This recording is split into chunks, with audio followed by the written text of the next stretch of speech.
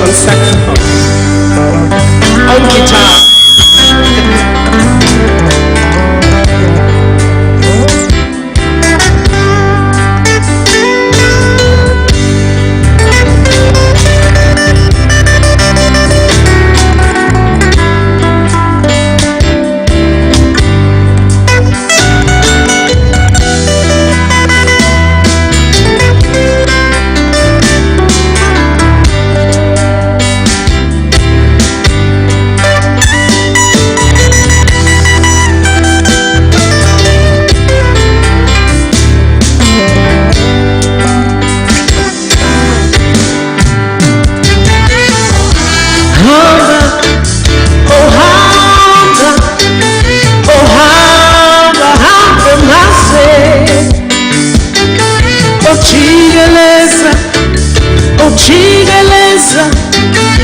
Chigeleza hamba mas Humnanso hamba dingeni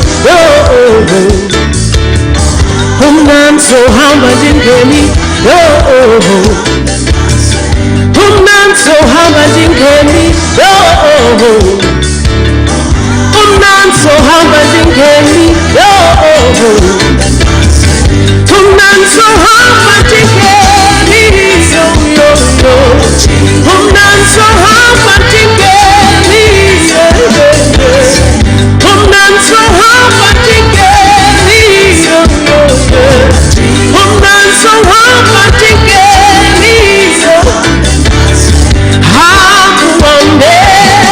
Hamu hambe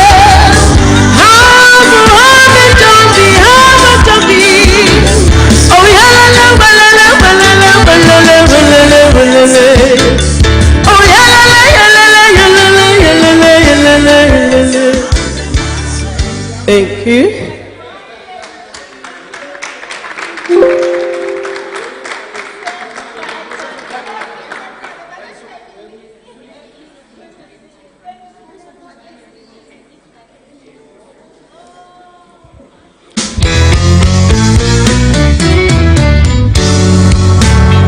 If you know the song, please do sing along.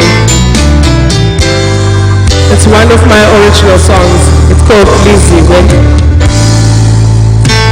This way, this way, this way. This way, this way, this way. This way, this way, this way. Come listen. This way, this way, this way. This way, this way, this way. This way, this way, this way. Come listen. This way, this way, this way. This way, this way, this way. This way, this way, this way. Come listen. Now come and bend how you see me, son. Oh, yeah. Now come and bend how you see me, son. Let's go together. This way, this way, this way. This way, this way, this way. This way, this way, this way. Come listen. This way, this way, this way. This way, this way, this way. This way, this way, this way. Come listen.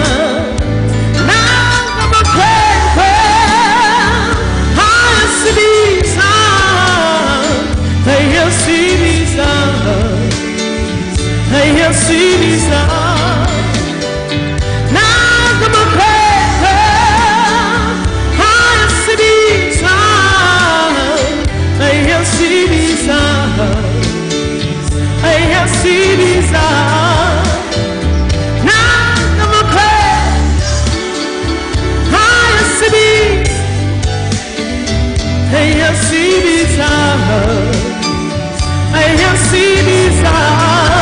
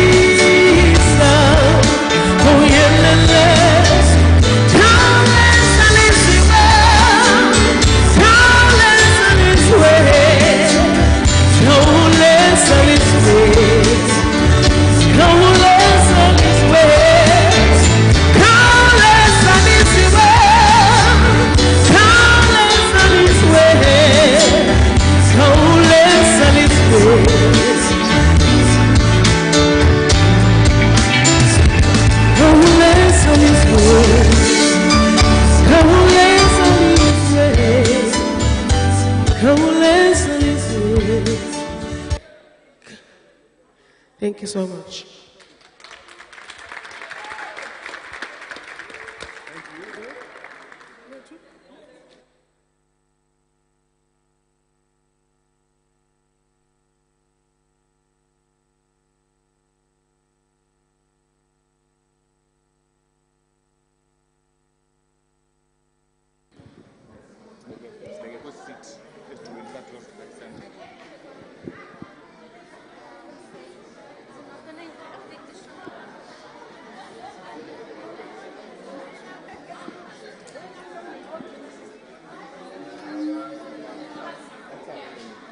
Spokazi is Ellen.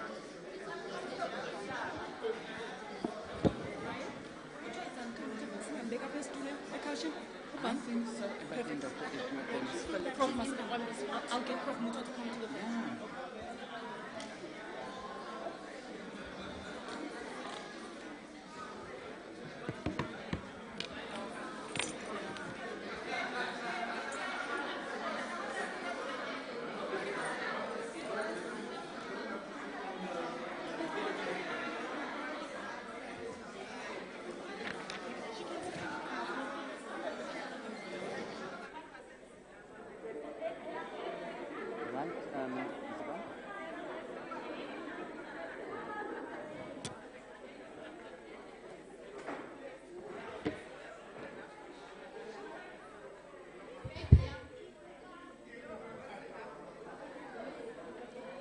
All right.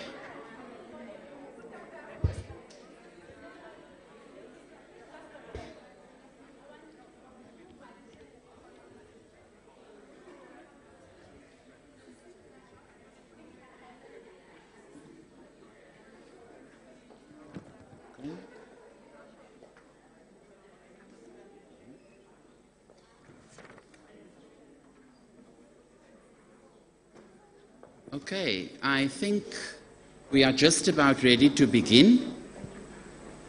And with that, I think we are sometime after 2 o'clock, so it will be good afternoon to all of you. And thank you very much for joining us this afternoon at the second part of the launch of the Nelson Mandela University and the Dr. Brigalia Bum Foundation partnership. And this particular part of our engagement is an intergenerational dialogue. But before we can get there, there is a piece of documentation that has to happen, which essentially symbolizes and signifies the commitment between the Dr. Bum Foundation and the Nelson Mandela University. And that would essentially become the signing of the Memorandum of Understanding. This then means that we legally enter into a partnership. It means that the partnership is regulated. It means that between the partners that we have an agreed set of goals and objectives for us to work towards. We've already started work on the partnership 2 years or so ago, which has meant us traveling to and fro, listening to conversations, being engrossed, re-immersed, and today is that red letter day where we are now able to make the marriage work and then formally sign. We have Dr. Bum in the house, who will be formally welcomed and introduced as per the program. So Professor Andre Kiet, who is our Deputy Vice Chancellor for Transformation and Engagement, will also be a signatory to the MOU, so we just need Andre to come to the front as well. And then Dr. Bum herself will then sign on behalf of her foundation. Our Vice Chancellor, Professor Sibongile Mutwa, who is also seated up front, will not sign the MOU, as she is in fact a board member of the Dr. Brigalia Bum Foundation. And legally, we want this marriage to be binding and nobody to contest it. That is why Professor Kiet will be the official signatory on behalf of our university. I'm now going to request Spokazi Tau to assist me by handing over the folders with the respective pens. And she's also carrying a table because we are agile. We have 2 copies in folders. One will be given to Professor Kiet and one to Mambam. Okay. So while Spokazi then indicates where they need to then complete the first page, and would be the last page for your full signature, and then your initial on pages 2 to pages 6. So the entertainment that was provided is a musical stalwart from our city, Nomabotwe Mtumkulu, who performed for us. I think we can also give Nomabotwe another round of applause. I wanted to say Nomabotwe is an installation at our university, as she tends to perform at a number of our events and helps make many things hold particular meaning.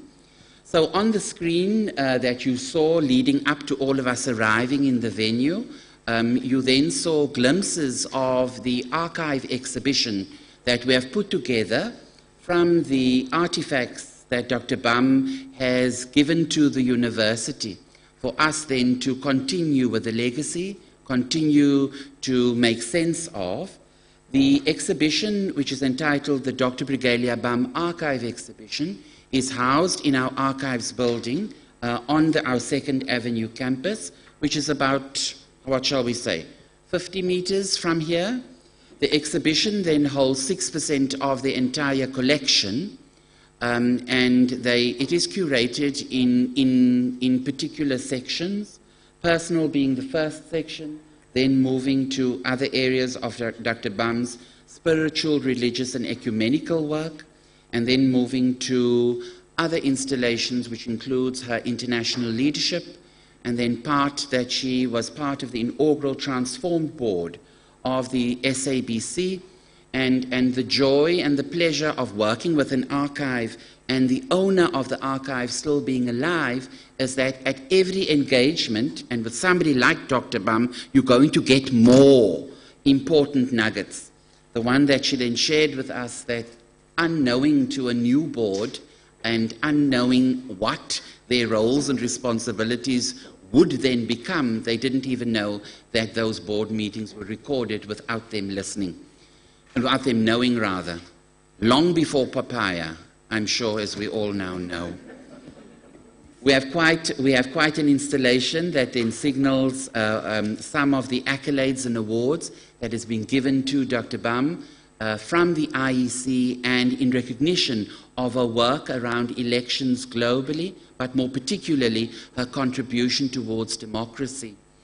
In contacting the IEC, the communications manager there, Kate Papela, indicated to us that they wish to engage with us further, as they refer to Dr. Bum as somebody who holds an ocean's work of democracy.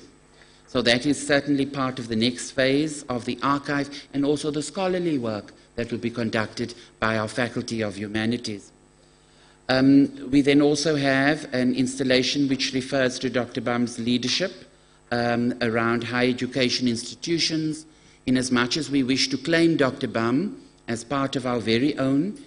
She was indeed also the Chancellor of the Walter Sisulu University, and also one of the merged institutions. She was the last Chancellor of the then University of Port Elizabeth. And now, in 2005, through Nelson Mandela Metropolitan University, which is also a merged institution, she was then awarded an honorary doctorate honoris causa. The final part of the installation particularly talks to Dr. Bum's women's development work, which happened across 51 countries. I think the MOUs have now officially been signed, so I did well to keep the talking going.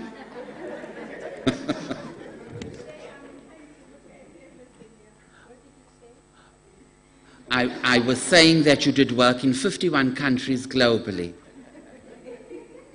Okay. Okay, so we are reaching the end of the MOU section, the pictures being taken. I will cue when you need to give a very resounding round of applause, please.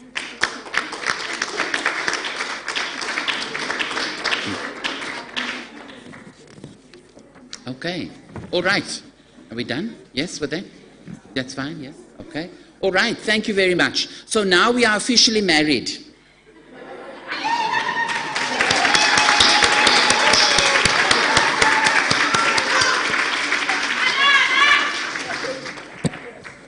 It now means that we can get down to business.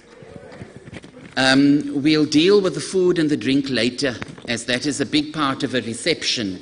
But I think in order for this relationship to work very well, I think it is fitting for us to begin at the beginning and for all of you to be official, all of us, because we won now, for all of us to be officially welcome. I'm now going to request the Executive Dean of the Faculty of Humanities, Professor, yes?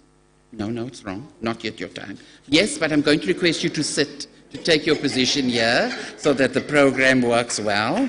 So we wait for Pam to take, my secretary to take, you can come and sit here? No? Don't want to? Okay, all right. Let's begin. We move on. So in terms of the opening and official welcome, I now would request our Vice-Chancellor, Professor Sibongile Mutwa, to do the official welcome. Let's please give her a round of applause. Okay?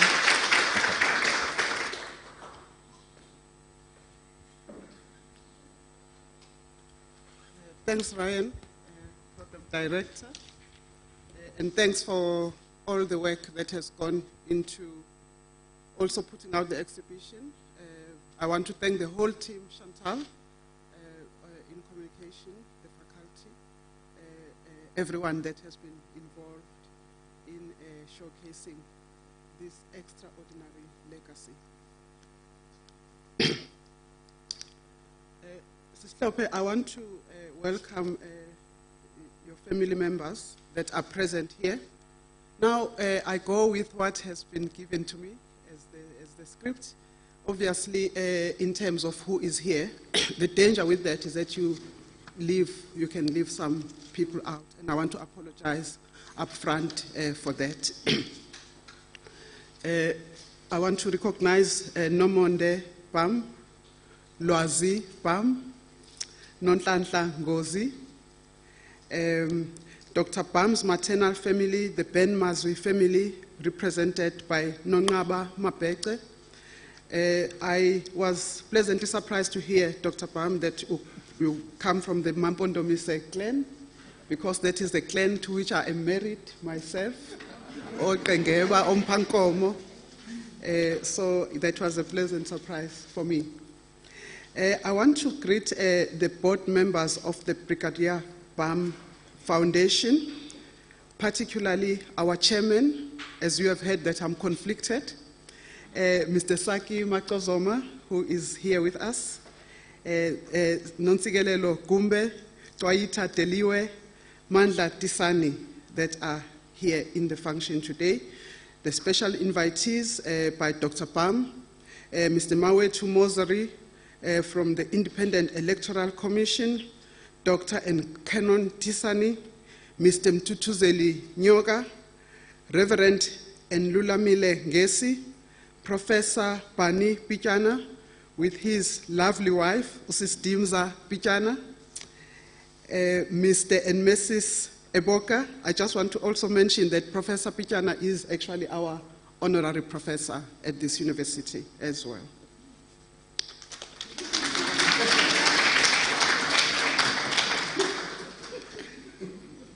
I want to also greet all the members of the faith sector in their diversity that are here today. I want to greet our supporting partner, the National Institute for the Humanities and Social Sciences, the university management and staff and students, particularly the members of your faculty, Professor Masego, the Faculty of Humanities, the Executive Dean herself, and the team, as I've said, that have put the exhibition, the multidisciplinary team that have put the exhibition together and made today possible. All honored guests, good afternoon. It is my pleasant duty and honor and privilege to welcome you to the launch of the Brigalia BAM Foundation Nelson Mandela University Partnership Launch. As Nelson Mandela University, we have chosen a developmental path that positions us as an embedded university that is in the service of society. A key pillar of this for us is building strong solidarity networks with like-minded civil society organizations and other institutions to help transform our society. The partnership with Dr. Brigalia BAM Foundation is a good example of this. Through this partnership, we also signal the value we place on the role of leaders who contributed to the liberation and reconstruction of our nation, especially in the early years of our democracy. This is of utmost importance for the intellectual culture that we are trying to build at this university, because, as you know, history tells us that what gets placed at the center of a university's knowledge project is not arbitrary, but it is influenced by choices that we make in relation to place, in relation to race, in relation to gender, in relation to inclusion, in relation to exclusion, and in relation to erasure, and the list goes on.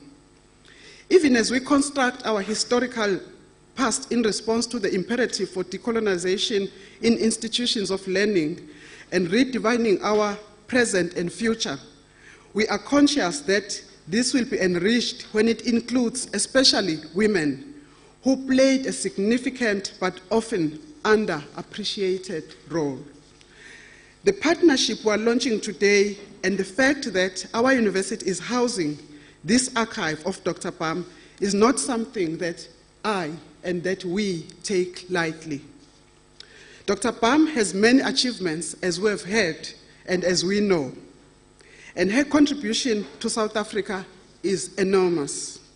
I will leave this to others to talk to these, but I do want to say that our university has a special bond with Dr. Bam, as Ryan has reminded us, and we like to claim her as our own, or at least we would like to claim to share her with many others of the luminaries she has served with in many different parts of our country's national life. On what basis do we do that? I have to say again that for those who did not hear, that she is the first female chancellor of our former institution, Port Elizabeth, just prior to the merger that led to the Nelson Mandela Metropolitan University. She served between 2000 and 2004. She's an important part of the transformation journey that led to where we are today. For me, it is important that we do not forget where we come from, because it is in that stance that we walk to the future when we understand where we come from. We are very proud to count Dr. Bam as part of this history of this great institution. She also, as Ryan has reminded us, received an honorary doctorate from the Nelson Mandela Metropolitan University in 2005, as we have seen in the exhibition, in recognition of her vast contribution to enhancing the quality of life of the diverse communities of the Eastern Cape, in South Africa, in the continent, and the globe. The archive project of the university, which is captured in the institutional strategic research theme that we call Origins, Culture, Heritage, and Memory, is our deliberate response to bring to the center knowledge frameworks that are at the margins in the academy. It is an effort to respond to the epistemic injustice that still exists in the academy. It is part of the identification, curation, and publishing of Black women's literary and other forms of heritage, a deliberate response to the gendered history, not only in South Africa, but the world over, to attempt to redress these imbalances. This archive project is part of our commitment to building an inclusive academic canon that recognizes the experiences of Africa and women in Africa in particular. The building of this new and inclusive canon requires that the university is deliberate in identifying and recognizing influential thought leaders in our country and in our continent. The BAM Foundation partnership is very pertinent and it is very important in this endeavor. And I'm actually very proud to be part of this work in my private capacity. It is the first archival collection identified for acquisition by Nelson Mandela University in this new archives project.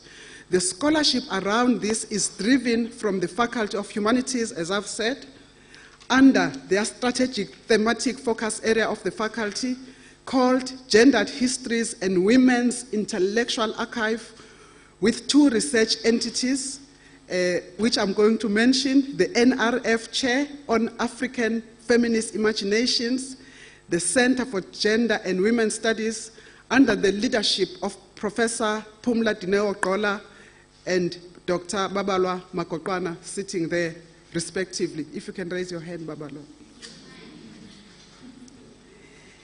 This all contributes to the overall initiative to revitalize the humanities, which is one of the key priorities of our university. The archive was received at Mandela University in July.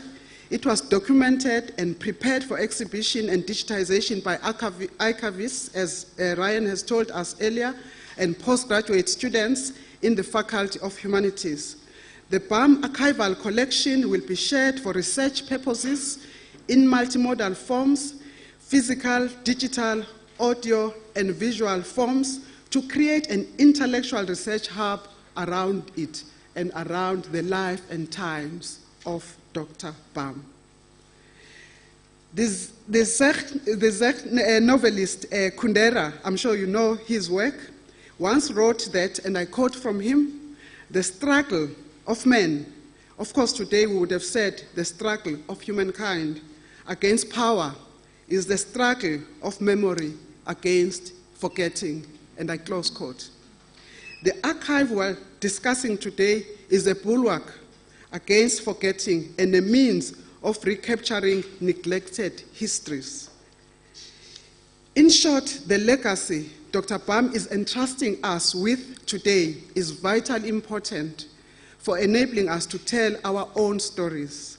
Program Director, I'm moving to close, so I would like to thank Dr. BAM personally and the Foundation for entrusting Mandela University with this precious gift, with this collection. I did not mention that Dr. BAM is one of the founding members of SAWIT, of which we are very proud Sawidians, those of us that have participated in this national project for many, many years. As Mandela University, we commit to create, through our scholarship, a legacy that will be appreciated for generations to come. I would also like to announce that as part of our institutional public lectures of this university, we will be hosting an annual Brigalia BAM public lecture on topics of vital societal significance.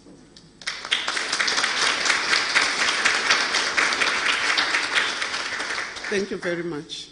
We are certain that, given our namesake's value of women's contributions in our struggle, and particularly Dr. BAM's role in the liberation struggle and as a stalwart in the establishment of the IEC, one of the most respected electoral institutions globally, our namesake, Utalipunga, is definitely smiling down upon us today. Thank you very much, ladies and gentlemen.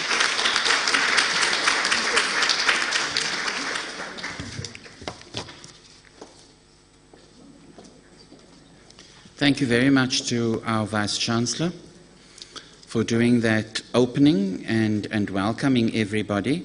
The date for the institutional public lecture, if I recall correctly, it will be the 23rd of August, 2025, 25th of August, 2023. I got the year right? Yes, 2023. Okay. All right. I think we'll move along with our program then, and I think as part of this partnership and really this merry marriage, and we need to then get an understanding of what this partnership means for the different institutions, and particularly for meaning making for the intention of Dr. BAM and for her body of her life's work. So with that, I think now I'm correct in my program. I'd like to welcome Professor Pamela Maseko, who's the Dean for the Faculty of Humanities, who will talk to the partnership and the university and the foundation. I think now let's give Professor Maseko a round of applause. Thank you. Let me also start by acknowledging important people, in fact everybody, but I'll start with the Vice-Chancellor and the Deputy Vice-Chancellors who are here, and those who are watching online, the Registrar, who I know is here, but I can't see him now, the Executive Deans, some of them are watching online, I know, and of course our guest of honor today, Umama Dr. Brigalia Pam, the organizing team, especially Dr. Makokwana, Mr. Ryan Pillay, and Mr. Alan Zinn from Kenrad, the family members of the BAM, the BAM family members, and here we also acknowledge Nomonde BAM, Lwazi BAM, Nontlandlangozi, and then from the maternal side, the Bem Mazwi family, and they are presented here by Nongaba Mapete. Also wish to acknowledge the board members of the Brigalia BAM Foundation under the chairpersonship of Saki Makozoma, and of course other members here, Nonsekele Lokumbe, Kwaita Deliwe, and Budmandla Tisani. And the special guests invited personally by Dr. Pam, Mr. Mawetu Moseri, Dr. Nkenan Tisani, Mr. Mtutuzeli Nyoka, Reverend and Mrs. Lula Milengesi, our honorary professor, Dr. Professor Pichana, and Mrs. Pichana, Mr. and Mrs. Iboga.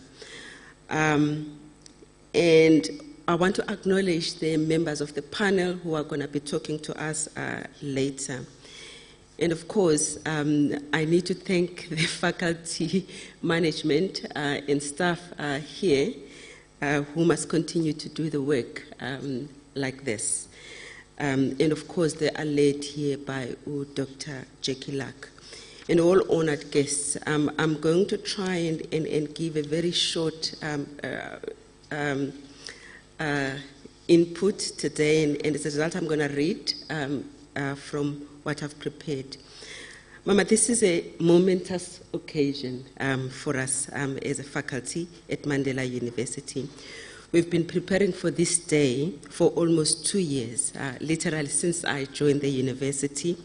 I've taken this on as one of my projects in the faculty, and it becomes really emotional when we start talking about it. I remember the first day, how umama was asking, "Ke ngoku niza kwenza ntoni ngezi zinto ngudoti lona?" You know, niza kuyenzani lena into? No, mama, put it together, we'll know what to do. Li teaspoon eli, what are we going to do with the teaspoon, you know? So I remember that, and we're here now. I'm really overjoyed that it has come to this. I'm happy that you may have a sense now, even when we were speaking yesterday, you were still in doubt about how this is going to look like and why we are fussing about it. And I hope that you have a sense now, even if it's just a little, of the value of your legacy, and especially in an institution located in the Eastern Cape.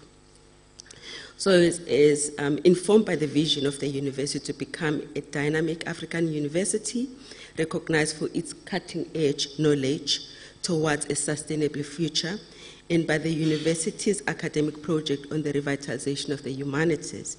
This project seeks to center African intellectual heritage rooted in the Eastern Cape with specific gendered notion of this history. Through what Umama Tisani terms as intellectual cleansing, ukuhlambulula, the process that clears the way for healing of the systematic and intellectual trauma that defines our society today. For the Faculty of the Humanities, this project will not only be an archive, but will provide a space for a deep historicization of the gender power relations in Africa and how they inform the post-colonial gender relations today. The Caval project will be linked to the current moves by the faculty as indicated by the Vice-Chancellor, with the Center, obviously, Center for Gender and Women Studies, and the NRF Sachi Chair on African Feminist Imaginations in the lead, to position ourselves as the new African feminist hub in the Eastern Cape, promoting student, academic, and societal collaborations across the province. In centering gender aspect within the regional and African identity of the faculty and the university, we will be dealing with both decolonization of memory, belonging, and the archive, while contributing to a deep epistemic shift in knowledge making, as the Vice-Chancellor also indicated. But not only that, but to reflect the majority of students in our university and staff in our university, and the community at large where we're located. This will foster the reimagination of one's present and the future by providing an opportunity to our students to trace and evaluate changing socio-cultural and knowledge practices that can only be enabled by an objective archive, given the well-known history of deliberate epistemic injustice experienced by the continent. The centralization of women histories in this will be dealing with misrecognition of the women's so-called absence as intellectuals in our histories, resulting in a big man politics that continues to define the public political sphere. In his plea to African historians, Paul Zelazar has argued that our purpose as African scholars should be to recover empirically the lives of women and restore their story to history.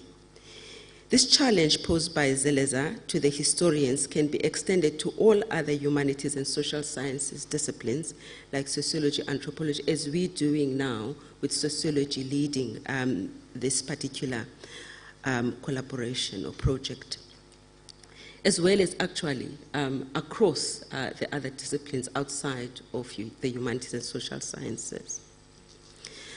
I'm going to conclude, and I want to just indicate that in addition to the biannual Brigalia BAM lecture announced by the Vice-Chancellor, the faculty is also planning programs that will encourage intellectual engagement with the Brigalia BAM archival collection. And by the way, the exhibition that you saw only constitutes 6% of what we have, only 6% of what we have in the storerooms. So we have a lot more in Mandela, and we'll be exhibiting these in phases. And as Ryan announced, the archive is open to the public, but because of the value of what we hold in the archive, we will be taking viewing by appointments. And if you're interested, speak to Ryan. Sorry, I am thinking of this now. Okay, so in addition to this, the faculty is also planning programs as well as to encourage intellectual engagement with the work, but also to honor Dr. Bam's contributions in women development and in establishment of democratic institutions locally and internationally. Secondly, the faculty, with the support of the National Institute for the Humanities and Social Sciences, will offer at least one scholarship in 2023 to a student to undertake MA studies on any aspect of the Brigalia BAM archive.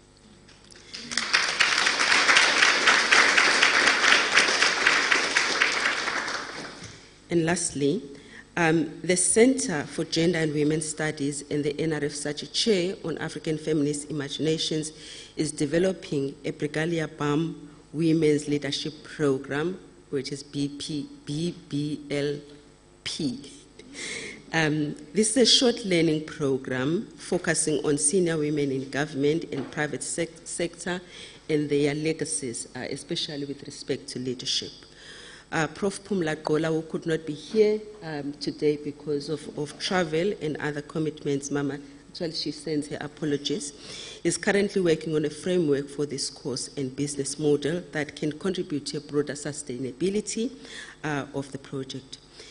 And of course, as I come to an end now, Manyanyani Ryan, is that we continue to have engagement with Umama Bam, with Usisinzeki and other members of the family and the foundation, and will continue to imagine what we can do with the project. But this is as far as we are now as a faculty with this project.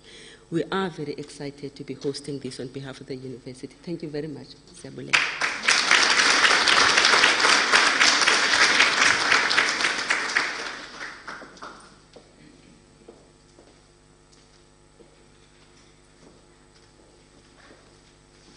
Thank you very much to Professor Maseko for talking about the current partnership, but also making very firm commitments from different parts of the university for the futures and how it has already begun to be imagined and how it could be imagined going forward, which is something that we will all look forward to with great delight. I think next up on our program we move to messages of support, and I'd now, without spending much more time, I wish now to ask Ms. Nomonde Bam to come to the podium representing the Bam family to give their message of support for this initiative and ultimately this marriage. Let's give Ms. Bam a round of applause, please.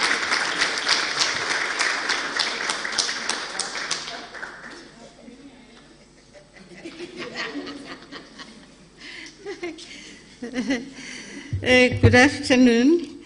Unfortunately, I didn't get all the titles, so I will just say all protocol observed.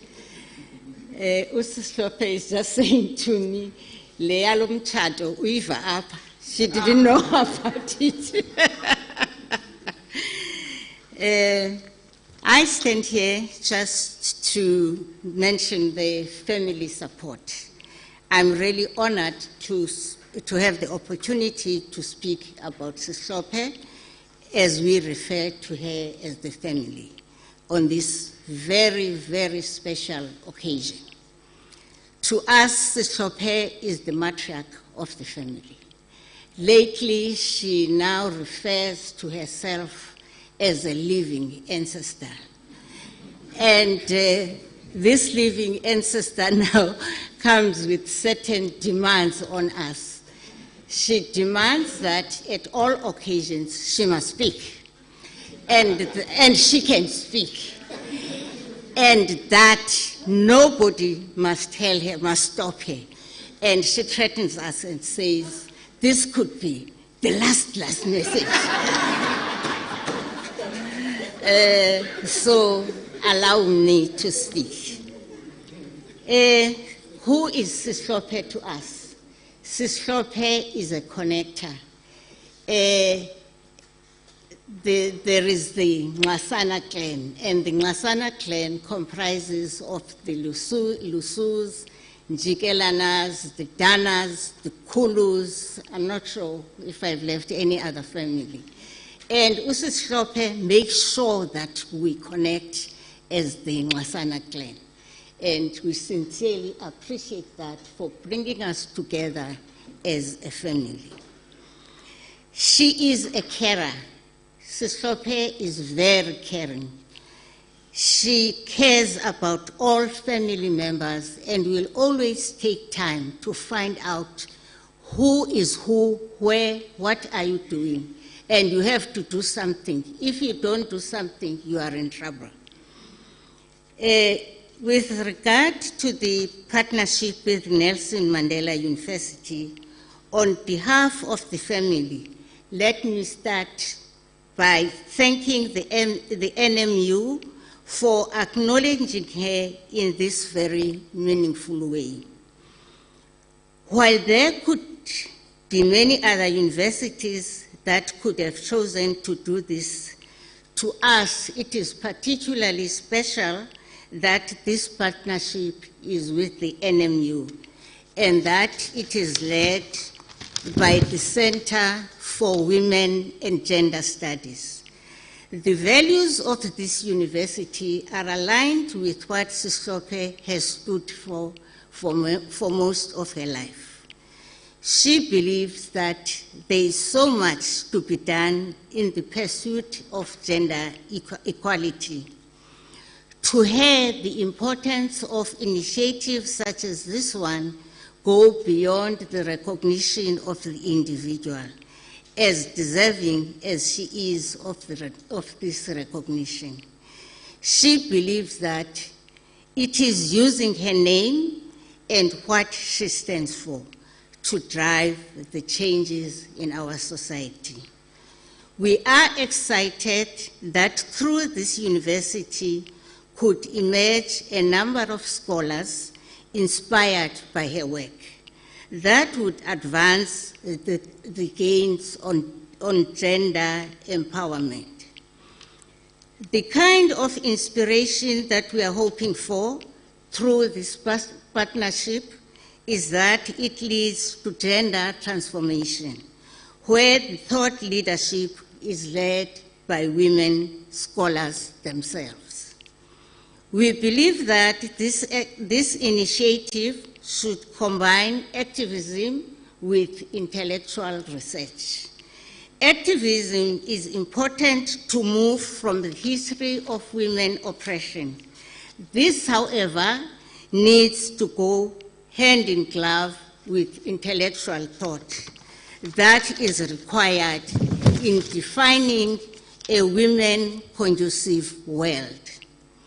If this partnership between Sisophe and the university serves to do this, we would simply say, igama lamakhosikazi malibongwe. In concluding, I would really like to thank the NMU for this critical initiative. The family is very proud of her. She is our pillar in many ways. We are excited that she continues to be a pillar to a much broader society. Sisophe, Mkiwa, Tunjane, Brigalia, Malilelwa, Kusela, Sitipue, Ikamaku, Livumile. Ongasana, Bavumile Skonza, that you have enhanced the family name and we bask in your glory. Thank you.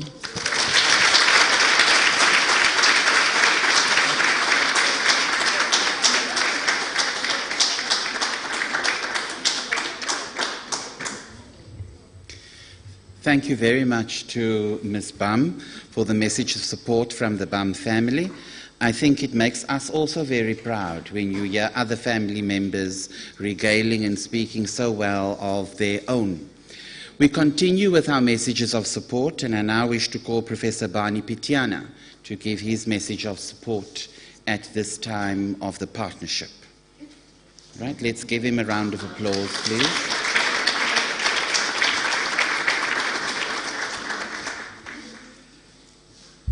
Good afternoon.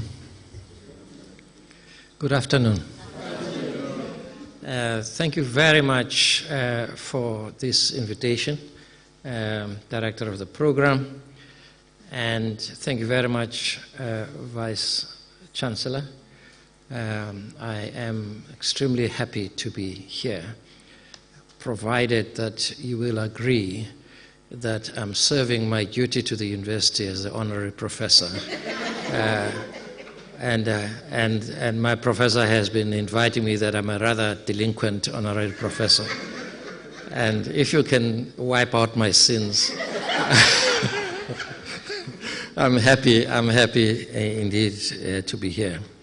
The duty of an honorary professor is to continue to be engaged with the university and to cite in one's publications the affiliation with the university, and to make sure at some universities that an honorary professor will at least give one lecture a year to the institution.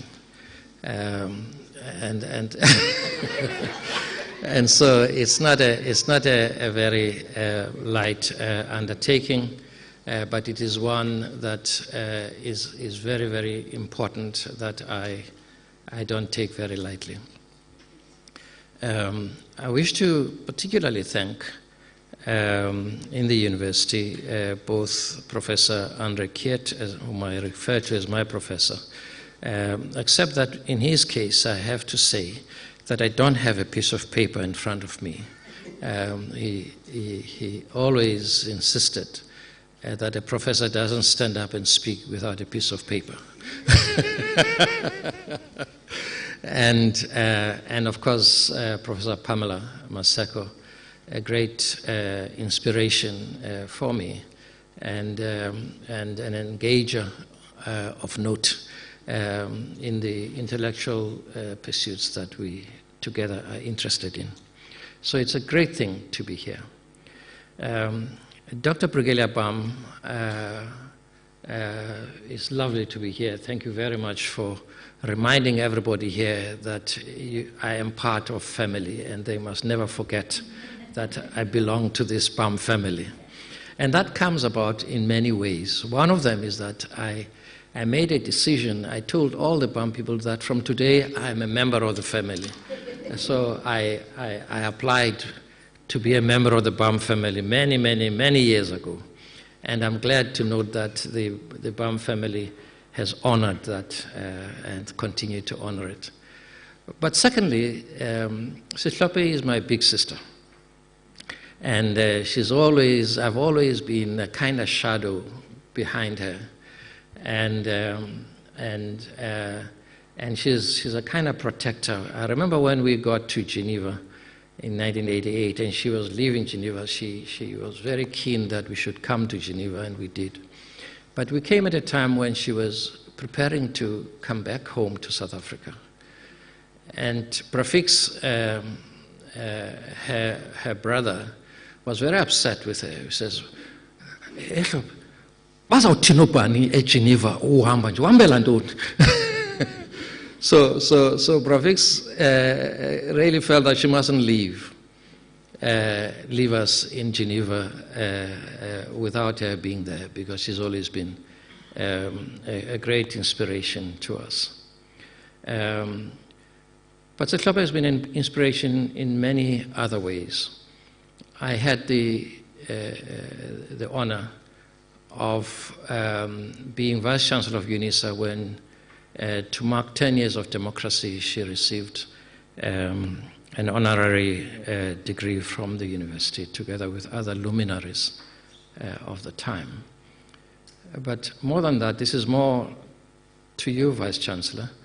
More than that, we then persuaded her, because I think that's what it was about. We persuaded her to allow us to establish a Brigalia Bam Professor of Electoral Democracy a few years later. And we established this with her support, and we got it endowed. But no sooner had, I don't know what happened, whether I left or whatever happened, but very soon she was quite disillusioned with what the university had made of this professorship. And we talked at great length, but I could do nothing about it because I was no longer there. And and correctly, she didn't think that the people who were appointed to this professorship really understood what this was about.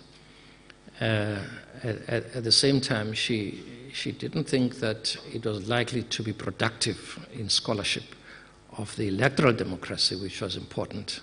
And she was right. In fact, I don't think it's been, it's now 10 years or so since then.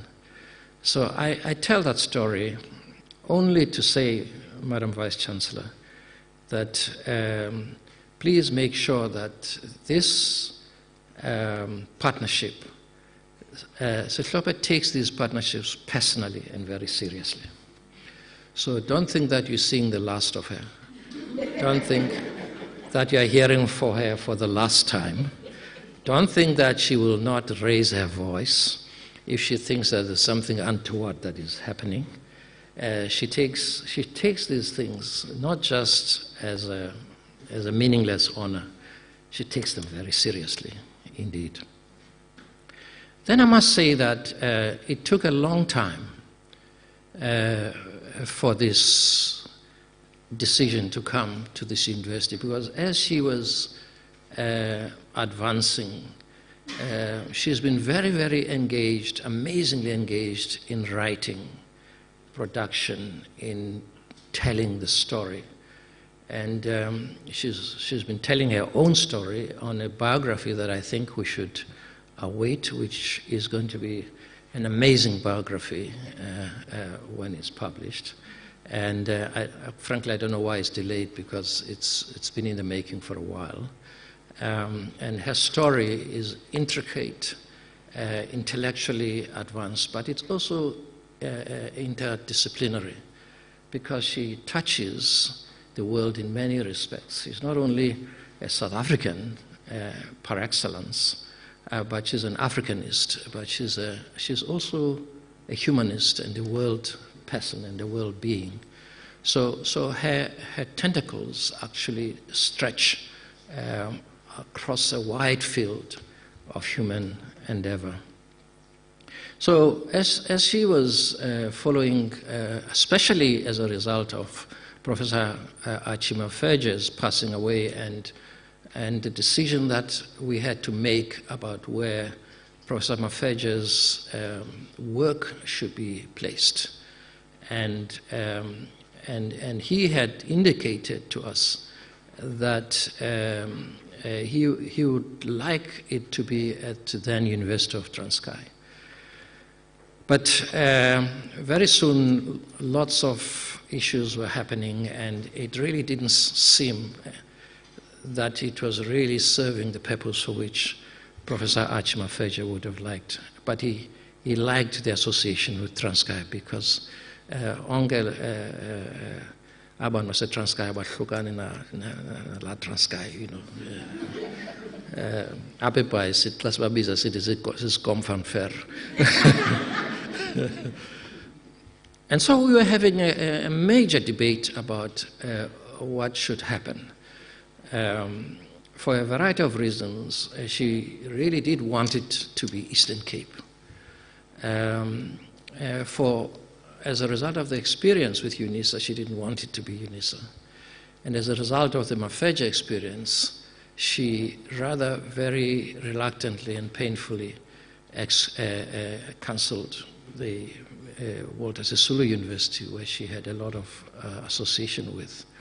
So we really thought about where it should be. It was she who said, it seems to me that that university of mine in Port Elizabeth is probably the right place. And so that's how we, in the end, the conversation went, and in the end ended up with Nelson Mandela University. And we must congratulate this university for opening itself up in a manner that engages Sihlope continuously about this project, contributes to this project, even to the point of being an interlocutor she's prepared to be with young women and young scholars and intellectuals. And she's, as I say in many places, she's a world of encyclopedia, because, not least because of her age, as I often say, that having been born in 1933 is not just a misfortune that has something to do with the rise of Adolf Hitler, but it is a propitious moment that has been a gift to humanity. And that means that she spans a whole span of time through the World War, through education in missionary institutions in the Eastern Cape, both Lovedale and Anglican, spends with a young teacher who left Lovedale, having caused a lot of trouble at Lovedale, and ends up as a very young field worker for the YWCA. Comes from a distinguished family. She says that, she tells me that this wonderful memoriam of African politics, Madame Da, who has an amazing way with words and poetic language. She was telling me that Madame Da says, of course, you know, the bombs are so important. It's just that they were on the wrong side of history.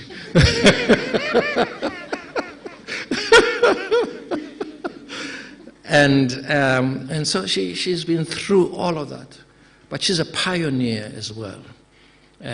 She pioneered this engaged and developmental work, which, by the way, she got from her mother. Developmental work and mining the potential of women, rural women, women in communities, and understanding what women can do for themselves in the communities where they are in order to make their lives different. And all the way to the World Council of Churches. She was there at the time, although, of course, her time at the World Council of Churches ended rather abruptly and unconventionally, because after 9 years, she was one of the pioneers also who the 9-year rule was used to remove her and a couple of others in the politics of the World Council. But she worked for the international trade unions, and she's been involved. And there's hardly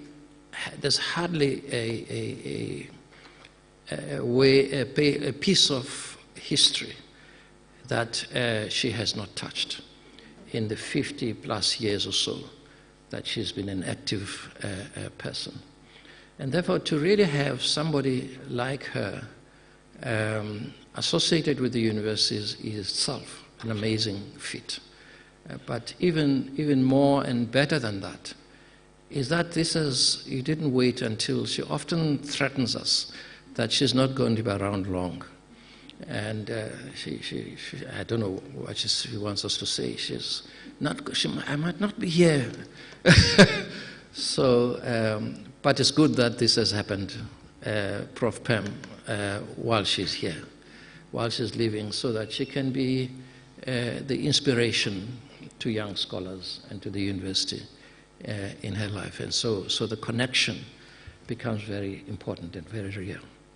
I really do believe that the Nelson Mandela University, Professor Mutwa, is to be congratulated on this amazing occasion and the partnership that has been forged this day. I look at my colleagues, my parishioners, in fact, from the cathedral in Pretoria, who are here in big numbers as well, and very representative of that community.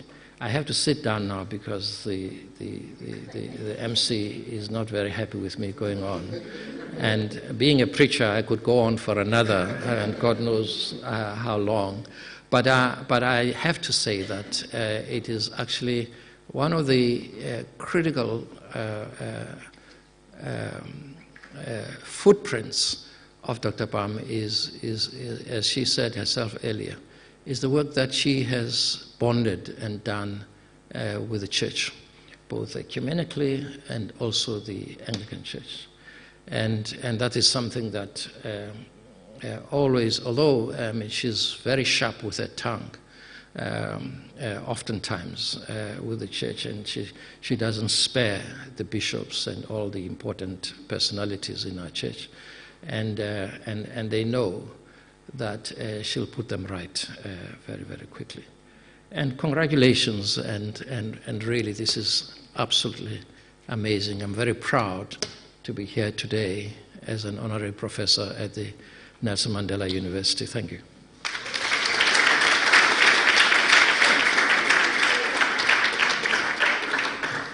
Thank you very much to Professor Henri, our own Professor Bani Petiana, and welcome back, I think we must say to you also.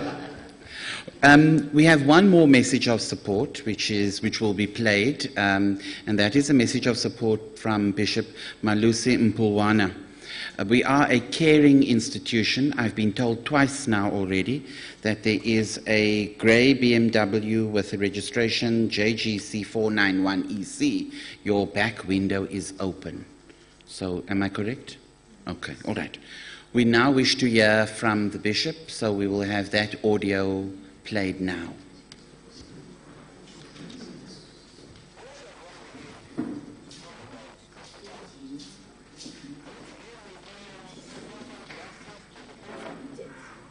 Okay. We've all got experience working online post-COVID. The person is on mute. Exhaustible string. Can you unmute yourself, please? Where does one begin to talk about Dr. Bam? Do we begin with her social justice dedication? Do we begin with a lifelong commitment to the advancement of women? Or do we begin with her inexhaustible string of firsts? I think that maybe her string of firsts may be the first place to go as we talk about her. In that vein, allow me to suggest that Dr. Bam was the first African woman to drive a car in South Africa. That may not be verifiable, but I challenge anyone who has the first claim to that to raise a hand.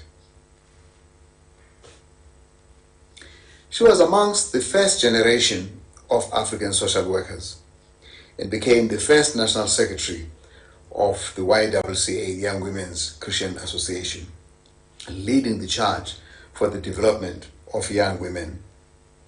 She was the first South African to work for the World Council of Churches, and returning to South Africa, became the first female General Secretary of the SACC. I'm proud to be one of her successors. She is famously known, of course, as the first female chairperson of the Electoral Commission, leaving behind a legacy of an entrenched democracy and electoral processes in South Africa. They were before them, but I think everyone knows Dr. Bam to be the image of South African democracy across the continent. If we're today recognizing Sis Hlophe's legacy and archiving her work, we should acknowledge that we are, in fact, in the first place, recognizing and honoring her parents, who had such a powerful impact on who she has become. She is her mother's daughter, Mangomo, her mother who was foundational in Dr. Bam's character and her formation. She is her father's daughter, the one who proudly gave her a distinct white horse to ride. Something quite uncommon, in fact, in those days, for a girl to ride a white horse, let alone a horse at all. But the white horse for Ndombe Mhlophe was quite a statement made by a father for this young woman to ride into the future with a futuristic discipline and confidence. It is that futuristic discipline and confidence that brings us to Nelson Mandela University today, to recognize and honor her passion for the advancement of women in a university that is led by a woman vice-chancellor, by a woman chair of council, and by a woman chancellor. Dr. Bam is unapologetic on issues of women.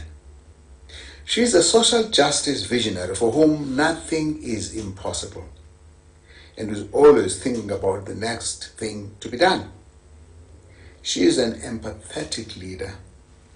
At home, she is the anchor of her family, and nationally, she is the beacon of hope.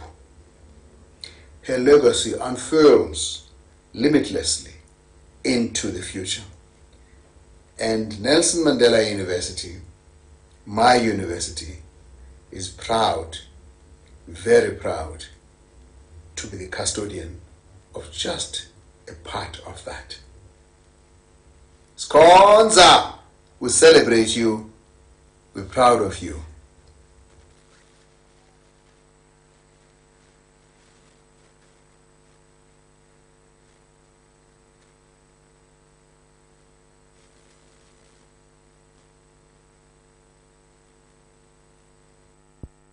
I now wish to ask Dr. Babawa Magokwana, who is the Director for the Center of Women and Gender Studies, to give us the introduction to Dr. Bam, to be the warm-up leading up to Dr. Bam.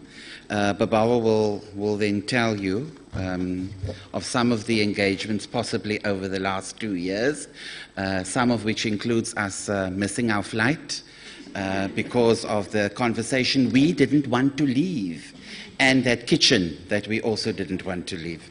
Let's give Babawa another round of applause, please. Colleagues, friends, the leadership of the most dynamic African university in the world. It is by no chance that we are here in Nelson Mandela University. There's only one university in the world that has shown in action that it takes the idea of humanities seriously. It is not by chance that we are here today, because the work that is done at the Center for Women and Gender Studies is totally supported by the leadership of this university. For that, thank you, Professor Mutwa. Thank you, Professor Kiet. Thank you, Professor Maseko. I am not going to go through everyone that is here, but just to mention that we've had lots and lots of engagements with her and Ryan in her house, Sinsiki, and others that are here today. It's an honor for me, Mahlope, to introduce you, but I think Utatumbu has done wonderfully, has done way beyond that I could have done.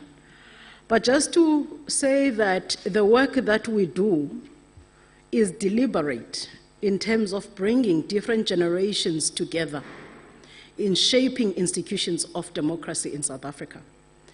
We have no privilege of being hopeless and losing hope in democracy in this country.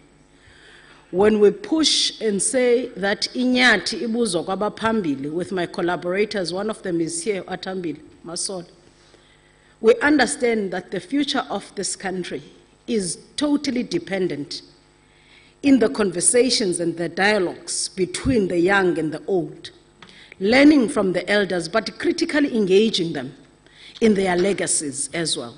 And this is part of doing that.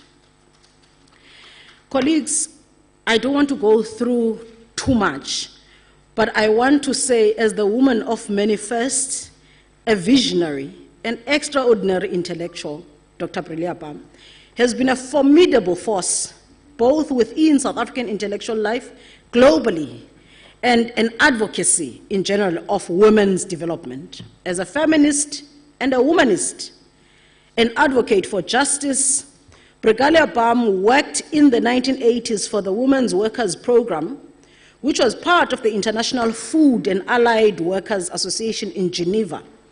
She later took executive of churches, leadership position in a variety of international ecumenical organizations such as the World Council of Churches and the World Young Women's Association. In 1988, she was elected as the Secretary General of the South African Council of Churches, a position she held until 1997, when she became the commissioner with the Independent Electoral Commission. During her time at the World Council of Churches, she steered women's and anti-racism work as part of the program to combat racism in South Africa and the world over. It was at this moment that she also joined the Ghanaian feminist Ghanaian feminist theologian, and a New Testament scholar, to promote the establishment of an intellectual and epistemic community referred to as the Circle of Concerned Women Theologians. This movement was central to a training and mentorship of emerging and established theologians, especially to help them write and publish scholarly work from the perspectives of African women's feminist experiences and in the diaspora.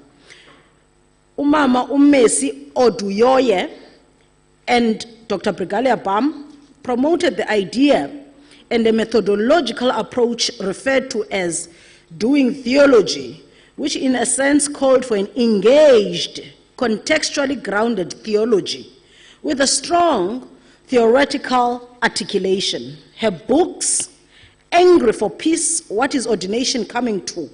A report, a consultation of the ordination of women held in Geneva, Switzerland, from the 21st and the 26th September 1970, and the Democracy, More Than Just Elections, demonstrate this lens and an approach to theological work.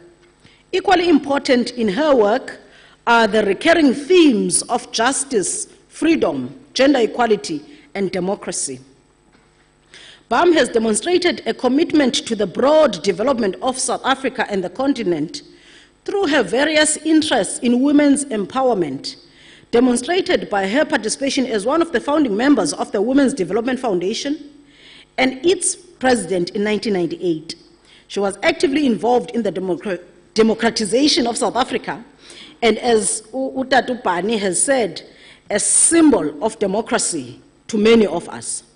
She was actively involved in the democratization of South Africa and used her role in leadership for the South African Council of Churches to establish it as one of the foremost organizations which agitated for social justice, reconciliation, social cohesion, and improved relations between the churches, the state, and civil society. One of the highlights of her time at the WCC was the Women's Consultation in West Berlin in June 1974, widely reported in the German, French, Swiss, British, and Dutch press. Writing about that conference to an American colleague, BAM summed up her approach to race and gender in this way, and I quote, "I think there is a tendency," she said, "to exaggerate the differences and the diversity between the Third World and women of the West. I never felt that the differences were insurmountable.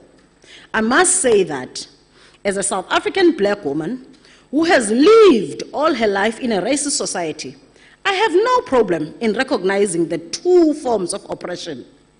I never pretend at any time when I talk about racism that sexism does not exist for black women in my country. I think we'll get somewhere one day. I think we are somewhere today." Thank you very much, Dr. Bam. I don't want to mention some of the number of doctorates that Dr. Brigalia Bam has received in different universities across the globe, but I think one of the most important ones is the one that she received here in 2005 under our previous name, University of Port Elizabeth, and she was also a chancellor in this university. I think those are some of the most important identities of Umahlope. But Umahlope, we have grown to understand and love her as a lover of sweet and classy things. She is full of life, the only 90-year-old that I know that is driving today. So thank you and welcome, Umahlope. Uyeza ke ulelethu just before Umahlope anyuke.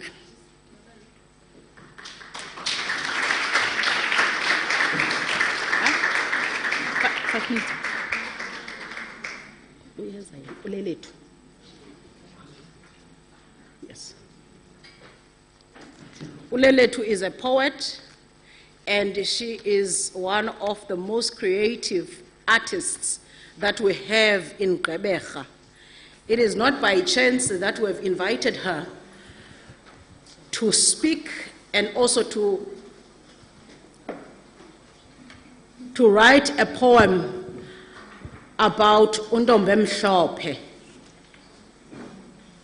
Brigalia Bam. Zawunikezela kuwe ke lelethu. Thank you. Poetic Soul. Children all over the world gather around fires waiting for their mothers to tell them stories. These are stories of love, stories filled with hope, stories that speak of eternal peace. So, tell me those stories, Mama. Tell me about the faith you had in people, trusting them to be kind like their God is kind. All the time keeping in mind that umuntu ngumuntu ngabantu. All the time keeping in mind that umuntu ngumuntu ngabantu.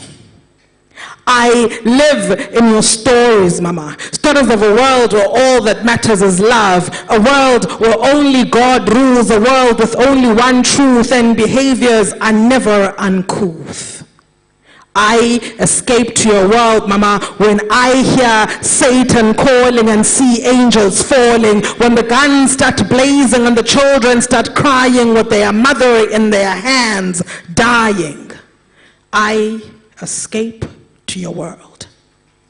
That's when I want to hear stories filled with laughter, tears streaming down our faces, smiles glued on like Colgate ads. Tell me stories of puppy love, where boy meets girl, they go out for ice cream, stolen kisses by the door, with no one waking up on the floor next to a nameless boy with no condom.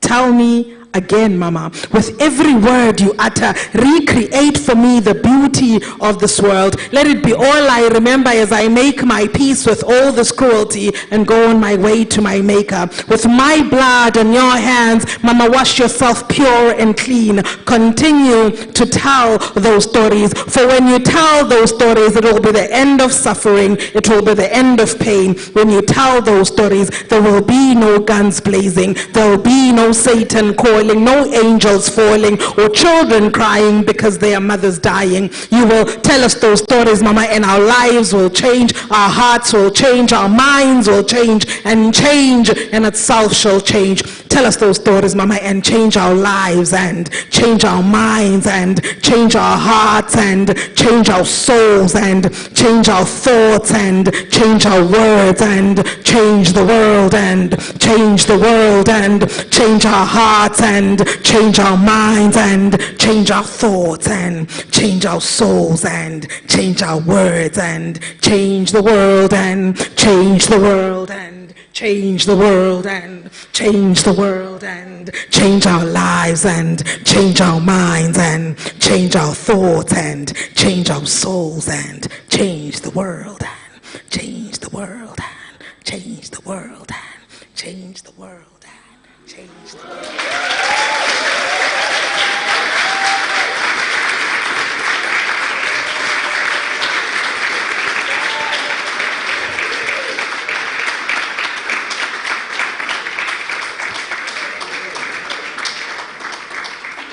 Thank you very much to Leletu, or known creatively as Poetic Soul, and you will certainly be able to find quite a bit of her work online and know where else she would be performing in the upcoming season. It's that time in the partnership now where we hear if the offer we've made has been accepted. And with that, we will work through the arrangements of how we will hear from that. I have an electronic talking stick in my hand now, which I'm going to pass over. So the time has arrived for us to hear from Dr. Bam. I think it is an opportunity that we have all been waiting for today and over the last 2 years. So I think the biggest round of applause needs to happen now. So let's welcome Dr. Bam.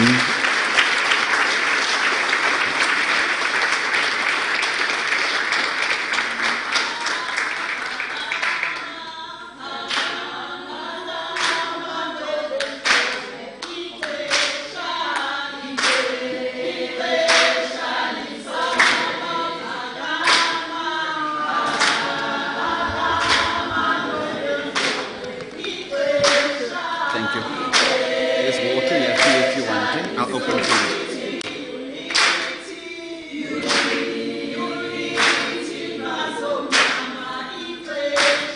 Open it there.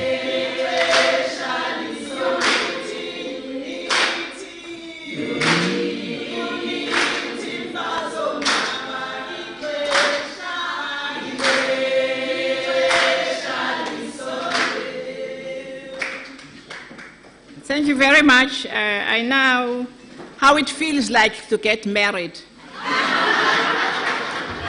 I never had a chance. And so this celebration has turned out to be something very different.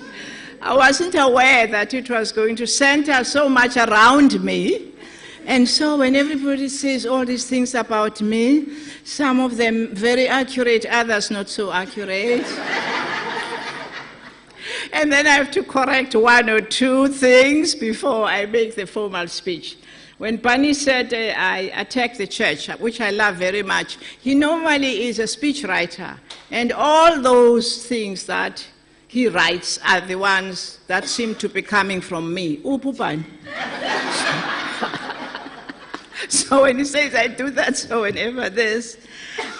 Actually, I don't know where to begin. I'm not very good at reading things I have written down because they are never written properly. And so I rely a lot on the African tradition where you talk and you say things and then you don't have to remember the grammar. The problem with written speeches is that they are written in English. And so you have to sound terribly, terribly correct. And so it's better not to always follow the script if somebody has written. But I do want to do that a little bit. To say that I can't believe that this university, which I love so much, could do such a wonderful thing. So formally, let me also greet the Chancellor of this university, whom I know very well, Dr. Fraser Moleketi, and also the Chair of Council, whom also I know very well. I respect both of them, and I've had an opportunity to work with them. Vice Chancellor, you are our stars. These women, Vice Chancellors, are people I love so much. I couldn't do something different, so let me not go off my notes. It's wonderful to be here.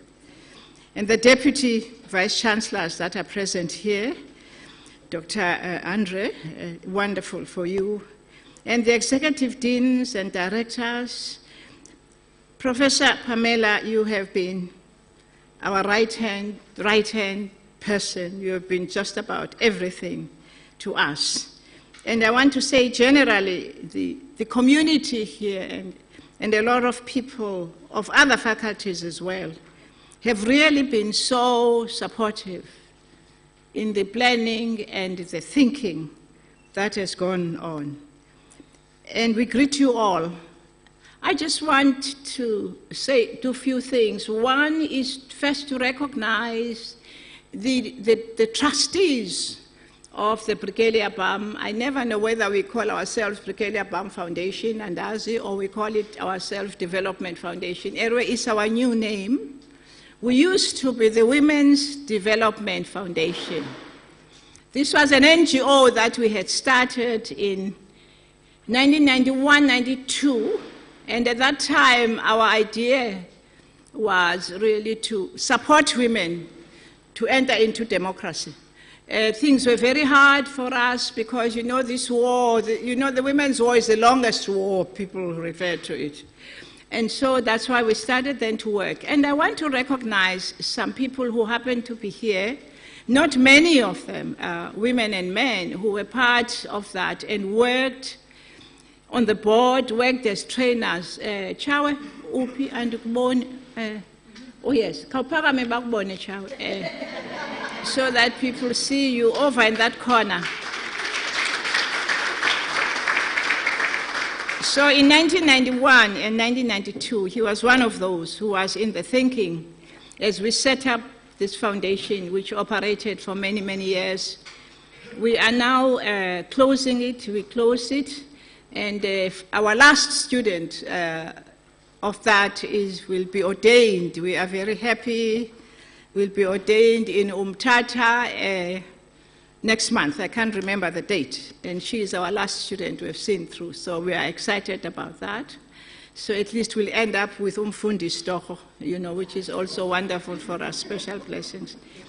Another person who has been on the journey when we started is Saki Magozoma Pakamasaki.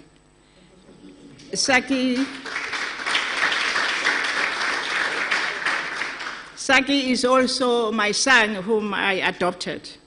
And the reason he was supporting the project wasn't because he was son, but when he made it into business, after a long struggle of everything else, himself being born in this town and others, supported us. And so now in the new foundation, he continues to be on the board. And I leave this foundation in their hands, Saki. So I say it publicly in your home that I leave this in your hands.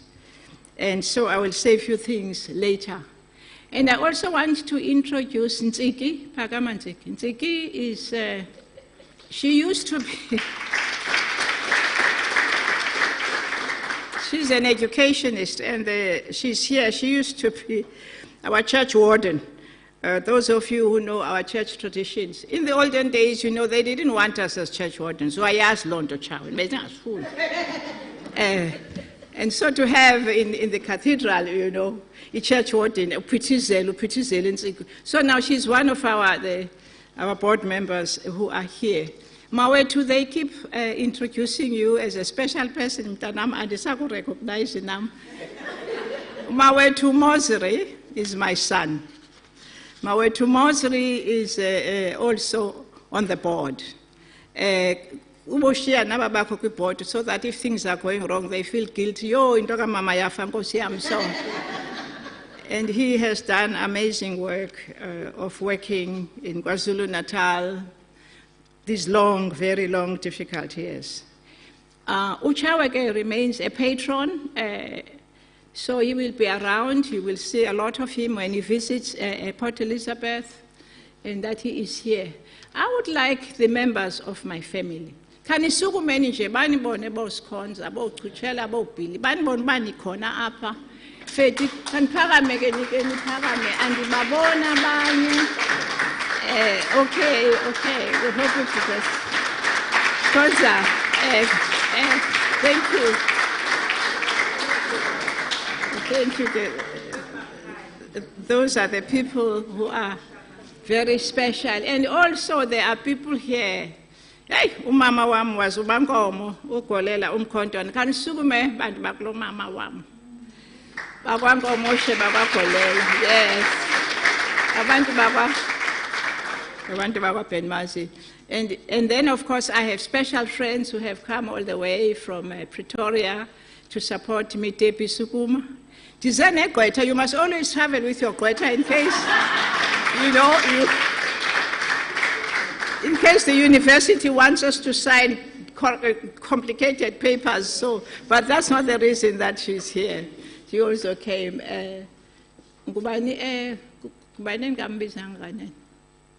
Oh, yes. How can I not introduce you properly? Please, she helps, she takes us. She has seen us through the difficulties of registering, and the difficulties also of trying to close another NGO is a very difficult one. And if I remember other people as I talk, I will recognize them. But I do want to say that what amazed me with the team from this university not only was their generosity, their passion, and they are believing in something that we are all not sure exactly what shape it's going to take. I call it really courage, because if you are planning something and you put things on it and you are planning, but you are not sure of the end results. And this one is what I found so very amazing. And I want to say to you, thank you for that spirit. And it was that spirit of your commitment that made us to try if we can talk about many things in my life that I've tried, some of them terribly successful, others not so successful, I was telling Upani, this UNISA story will tell it on another. Upani told it nicely,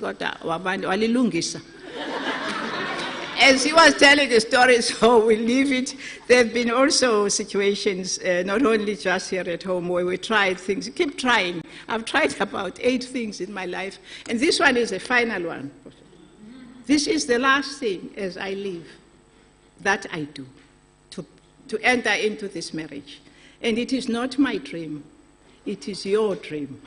And so it's something I celebrate, because I'd always thought that the young women, all women in South Africa, but the young women scholars will begin to also think some things in a special way. The reason being that for the many years I was in Europe, all people were writing, everybody who is writing about us, it's an anthropologist somewhere, it's a psychologist somewhere, it's an economist somewhere, and then you are nervous because people, obviously, people say feminism, you generalize. Of course there are things in patriarchy that are of it. But when you begin to go to specifics, then you have the cultural dimension, you have those of us who suffer under colonialism, then and racism, and then you know that. And then it's a challenge to scholars. And so in the process of this, not having our own scholars to rethink and to also interact with other disciplines, because I don't know what discipline we are relying on, because the poorest people now in South Africa who will not be able to make it for the future.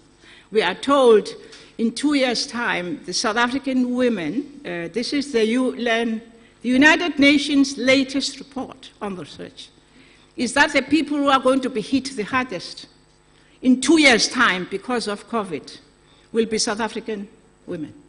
So look at that study. And so as feminists, what do you do with that? You know that you are writing about people and a lot about things, and these people are writing too. So it's a challenge, and I'm grateful. I'm really grateful that this time this university is creating a space for discussion, for ideas in which other people also can be engaged. Not only engaging the women only, but engaging the men and women of this country. Not only to confine it just strictly to us women, but also to look in a broader way to issues of justice, because as women, we have to live in a country that believes in justice. We are grateful that at this time, you are also creating space. In this country, one of the challenges we have is that we don't have, because of our electoral system, I won't go into that. We are relying on few people who make decisions on policy. We have no platforms. The only platform you have is to walk and go and vote for somebody who was decided by somebody else. And then somebody else decided on the criteria of this person, and then you are told in some corner somewhere they are discussing policy, they are discussing, and that's how we have been. So now the more of such places we create for conversations, for research, and then we can contribute, not in a passive way. And that is why I think we need this partnership at this time, so that we can also give something broader to the nation. Yes, we will give something on feminism, that always will be the entering point. But feminism is part of the rest of us in the country in which we live. We are grateful and we believe in you. I think that it is something that you will always do. I just want to make comment on my notes because I can't read them. To say the choice of this university, I find interesting. And I have a story which I tell everybody. I refer to it as a spirituality. I don't know if it's spirituality or it's people who do things in a different way. And I will tell the story for the 20th time. You know, we had to give Umgov, the father to the president, honorary degree in this university. And of course, everybody is nervous. And somehow the people of this town all got to know. Of course, I exaggerate when I say all. And so many turned up at the university, not invited. The place was full. And the next thing, and of course, the chairman and others are all white males, fine. And when people who have a lighter skin are in a crisis, they are red and red. And so, and then in the midst of this, and then, you know, when the president is coming, by the way, you know, you have got to have this security, people checking your bag, and of course, no one wants any bag to be checked. So that's another crisis. And in the middle of this, while you are standing, people keep time now standing. They tell us that the president's plane, there's a cloud over Port Elizabeth. Sorry, that was the word we used then. Sorry, I'll use it for now. The cloud. The plane can't land. Oh, yeah, over because. And the people and the crowds. And finally he comes, and finally it gets in the hall. The hall is packed. Imbongi zimbini, there are two. Not one mbongi, for those of you who don't know. Now, if you have two uninvited mbongis, and you're and you're supposed to look as a chancellor and look very proper, you know, that's how the British wanted the thing done, and you're wearing and then you're wearing this heavy gown, and it's hot, and Port Elizabeth is all over. And I said, oh Lord, what am I going to do? And above all, Thabo Mbeki now is president. So, and I wanted to impress him very much. Because he believed in women and believes in women. So I was excited about women chancellors and all of us as women. And here, I want to show off to the president that, you know, if you get women in these positions, things will be great. And here are Port Elizabeth people now in this university. And then he creates a little problem. He refuses to wear the gown. And I said, Mr. President, sorry, you have to wear a gown. This is the tradition.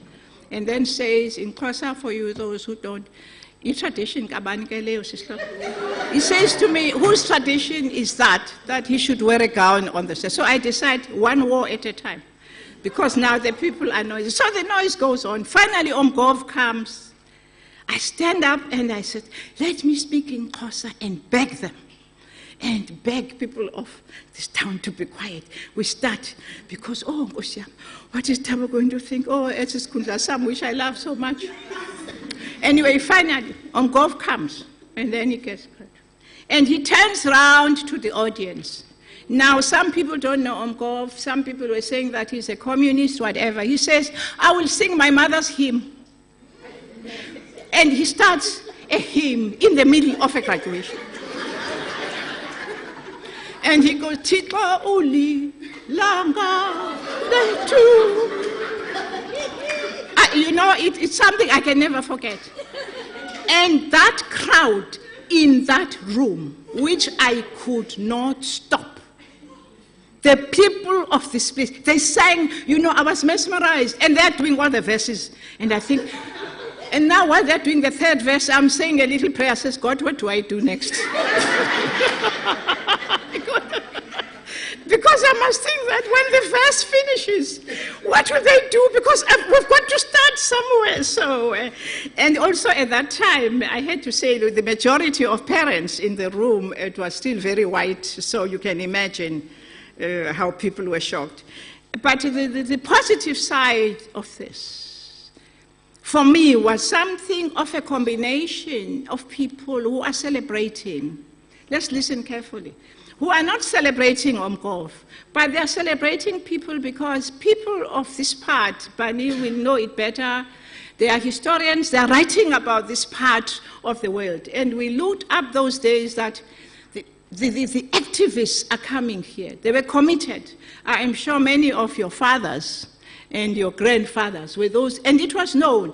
And for us, the early days as students at Lovedale, we knew that the word is coming. It's going to come. From then we say, because they were leading people. And so it is that spirit that makes it everything just right, that it comes here, because this is where things were already happening. And I'm sure this history of this part of the world is written somewhere so that the generations to come can also have it. And to call it Nelson Mandela is also an honor for us, that we are partners with you in this place. Nelson Mandela, we can't talk about it, but to use his name, we are using the name of ancestors of ancestors. It's a man of the century. And so it is my hope. I wrote it here, not asked for. I think some of you have read one of the many books of Mandela. And this book of Mandela is entitled Prisoner 913. And those of you who have read Prisoner 913, they are saying that the collection of the archives on Mandela are somewhere in the Free State. It's all there. And I thought I'd take an advantage and publicly say to this university, I hope that you will have your hands on those archives. And there's a story about why they are there, many of the archives. And they were collected over the time that he was in prison, which was a very, very long time. And a lot of information, they tell us, you know, the restrictions on these things, is that it is there. So I hope that your children and the children of children will benefit on those archives, and that at an appropriate time you will also put your hands on them. I don't know all, and maybe you already have. And I thought, since I have this, I need dialysis, no dialysis. And the people who have worked with Mandela know Saki is one of the most privileged people. That in those archives that you will find many of the speeches between the period of 1991, Saki used to work for the South African Council of Churches. He was a communications officer. He landed there because he had been a prisoner at the age of 18. And the South African Council of Churches those days were taking care of these prisoners when they go to prison and when they come back. So he came to World Council, to the SACC, and remained very supportive. And then, as I often say to Saki, then the African National Congress gently asked if we could spare him for a while. And I thought for a while was a year. And until now, Saki never came back. And so, and one of the things, check on Saki, because I don't know what will be in the archives, but some of the key speeches that Mandela made during that time, from 1990 until what, Saki, 1994, when you all went to Parliament, and then you were no more a speechwriter, I don't know, because I don't know if parliamentarians, and get your hand into that, because it's really gold. Because that was the time Mandela was very much in contact more with the churches and the SACC than it will ever be, because that was an established institution which Saki knows that he could work with for all those years. So you will find in your process of doing things that you put it. Of course, I had an opportunity to meet Mandela when we were students. I tell the story because it's an interesting story. He liked the story very much. We met Mandela, it was Winnie, we were all students coming from the Transkei, so Funda, that gone to study in Johannesburg. And then we were another home girl of ours, Wakafinga. So we three girls went to visit the offices of lawyers. A lot of these things were difficult those days, offices of lawyers. So we were accompanying Winnie Mandela. Winnie was going, no, don't wait for the story. Wait for the story. It's a nice story. We were accompanying Winnie. Winnie was visiting Mr. Oliver Tambo because they come from Bizana, one of the towns in the Transkei. So we were going there, which was courtesy. You go and greet. You go and greet. So Bulisa Obuti. But then to go and greet Obuti, who are lawyers, was even more prestigious. And that was the beginning of Madiba. So in the later years, especially when he had been back from, I used to tell me, Madiba, it's a pity that day, in 1955, you didn't notice me. What a pity.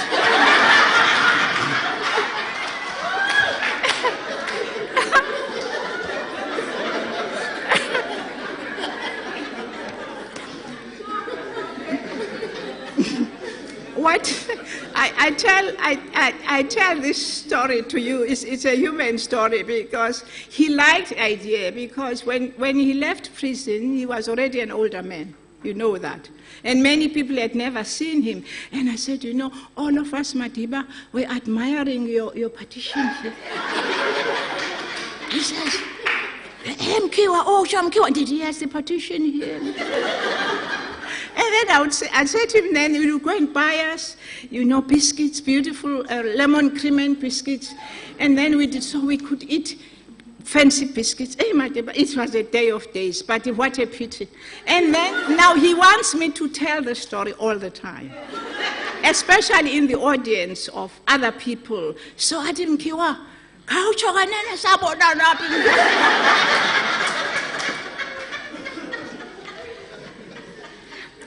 He was also human, like all of us. So he needed to hear those things, because his life had changed. So he was very special to us. And I was glad when this university was named after him. You know that he is more than just a image. He's very special to our church. I want to tell you that the Women's Development Foundation tried to do some work with women. And I'm learning now, and I hope it's too late.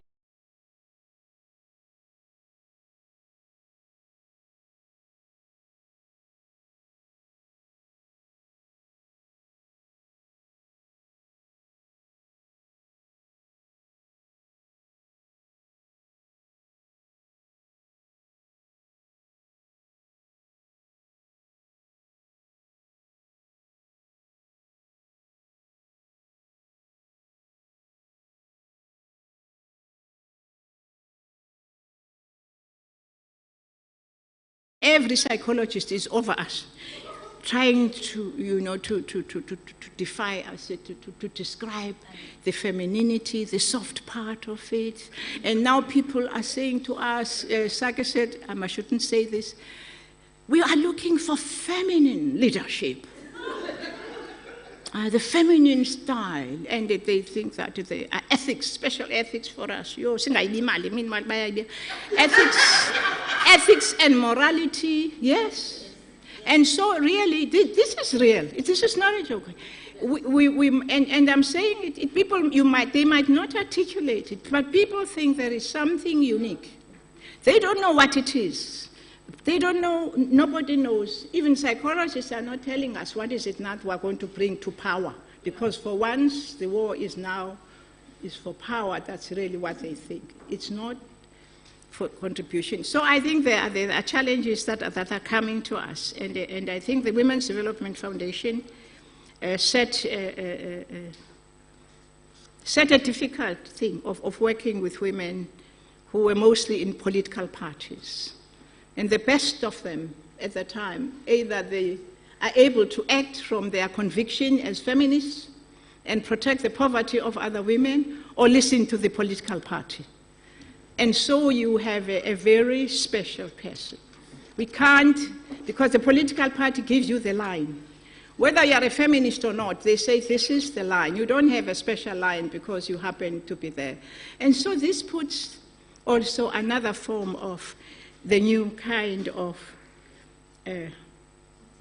challenge that we'll have. I am asking that we broaden partnerships.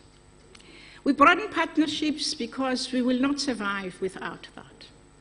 We need, your language you know better, we need interdisciplinary approach.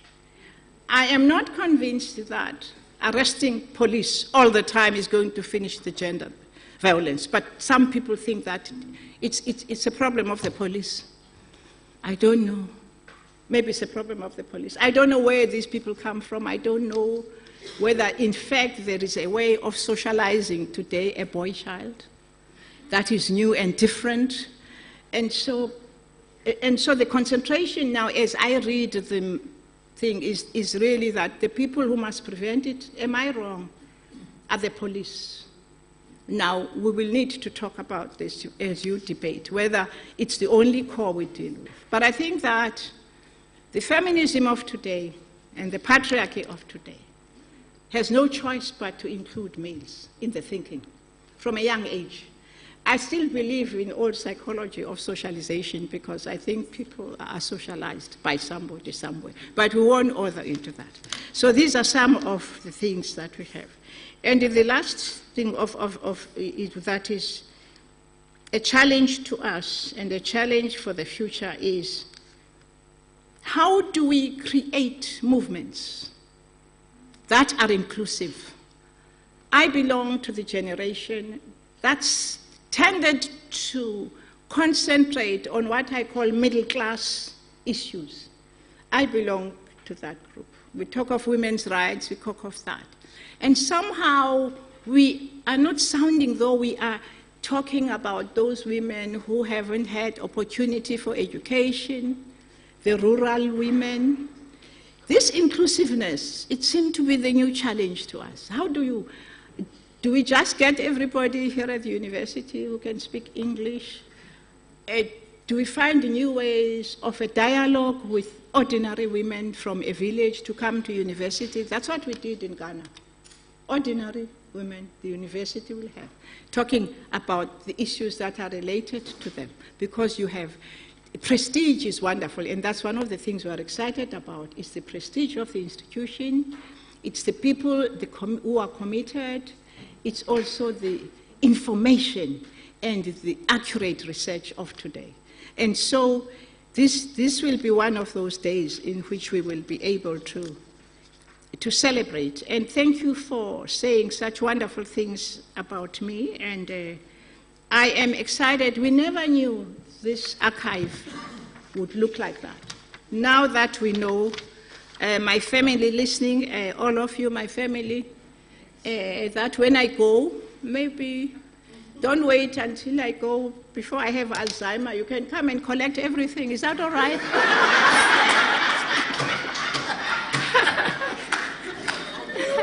I'm looking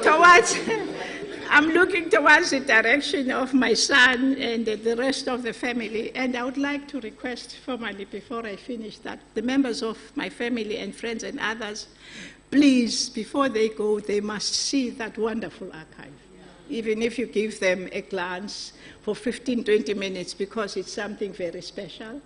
And we hope that we will put just about everything. I am even prepared to give dresses now to people.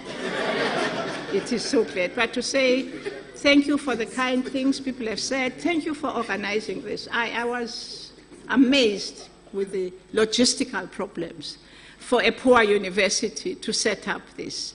And so we are grateful. We encourage you, and I hope that the future is there for us all. Diabule.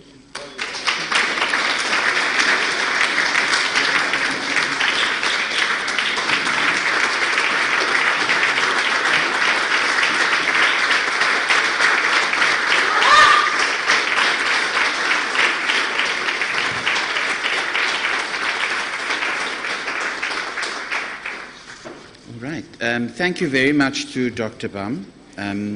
We could certainly continue to listen to you tell many more of your stories. This was exactly how the engagements happened, and it can continue for a very, very long time. We wish for the conversations to carry on in different ways that you've alluded to here, and many more others. I think we've also requested more archive space, so I think the dresses are welcome. We will certainly find ways to add more meaning to what it is they meant to you and to the country. I think in terms of dialogue and intergenerational dialogue, we have two, I think, three speakers that are now going to join. I'm going to ask Pokazi Tau to come and lead us to facilitate this part of the dialogue in response and towards what Dr. Bam and what the rest of the speakers this afternoon had reflected on. So Pokazi, if you can come and lead us in that while I try and fix this mic, or you want to use the handheld over there. Whatever will work for you. You fine? Okay. whatever, this thing is moving. Use that one there. Okay. Thank you. Thank you so much, Deputy Director, and just also for holding the first two parts of today. Greetings, everyone. I've been requested to just try and hold this session, and I'm going to, just as a disclaimer, let all the speakers know who are coming to share some reflections that I'm going to be a bit strict on time. Some of you have to catch flights, and I don't want you to miss your flights. All right, so thanks, Ryan.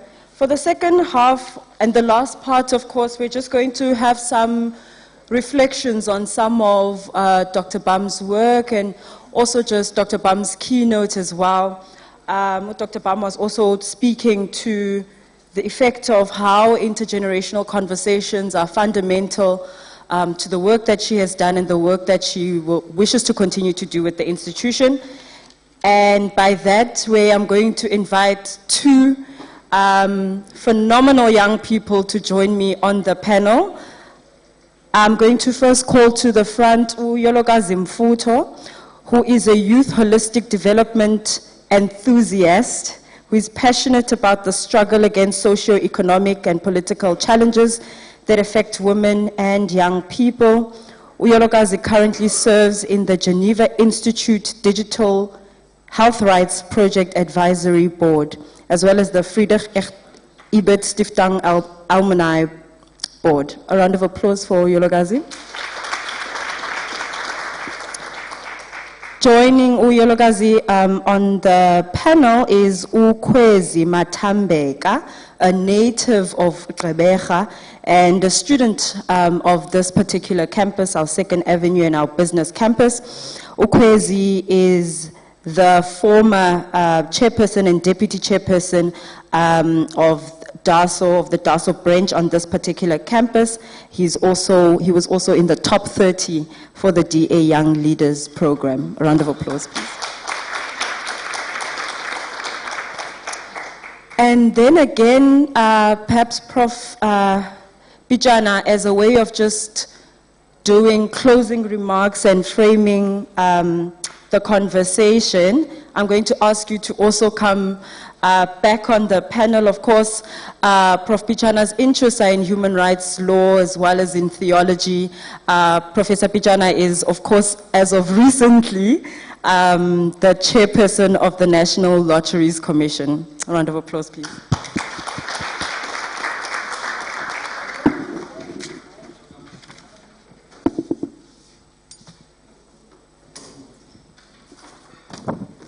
All right, Uyolokazi?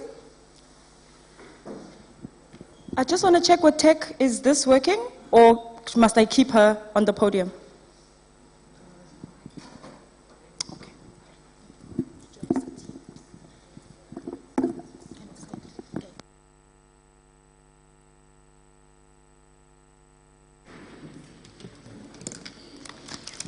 Is this working? It's working. Oh, okay. Thank you so much, Siphokazi. Good afternoon, everyone. My name is indeed Uyolokazi Mfuto. I'm going to keep the protocol and remain as it is. The Vice Chancellor, we see you. Mama, Makul. For me, it is a great honor, and I have never imagined this moment for me, right? Also, I'm from the rural village of KwaZulu, and my mother is also there in the audience, Mahate. So, growing up in a village, there are things you could imagine, right? But this moment right here, it was something that was far from my reach. I could not imagine it. And maybe to something that encapsulates this feeling of mine, Chinumbo Achebe once writes that tales of the hunt will always glorify the hunter as much as the storytellers are the hunters, right? So until lions have their own storytellers, the stories of the hunt will always glorify the hunter.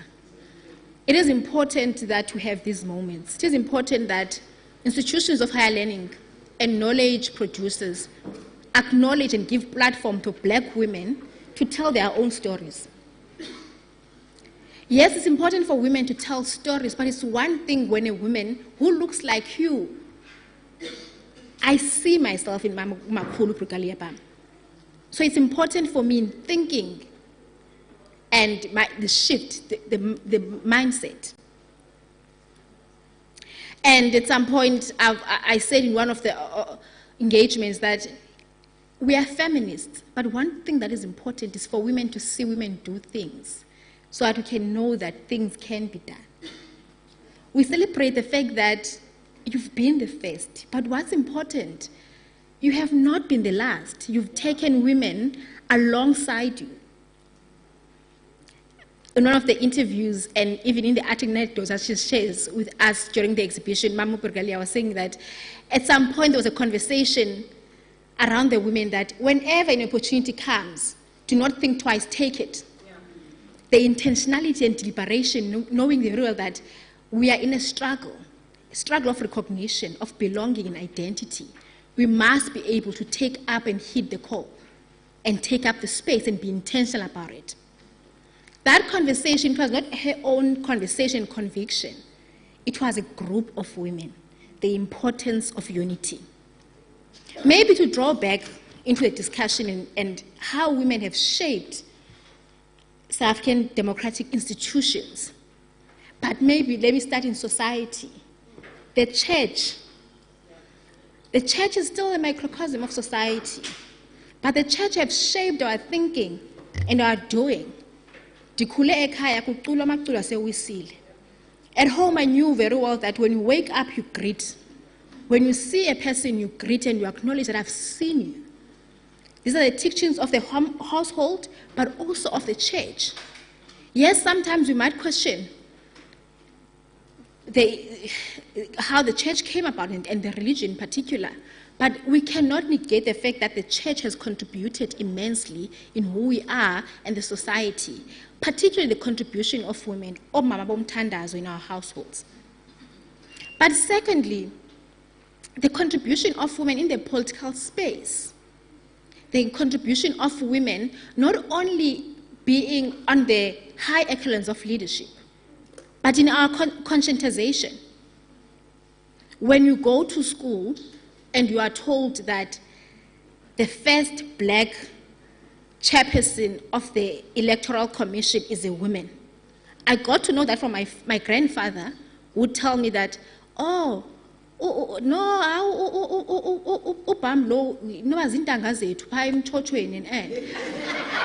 because my grandfather was born in 1930, and for her, he saw her as her age mate, right? But for me, in retrospect, now I'm learning that he was telling me of church and that they are peers, but also you can see yourself there. You can be a rural girl, but also you can be of the world. You can lead in the world. Right? And for me, it became a realization. Last week I was in the US. I went to the UN, we had a conversation.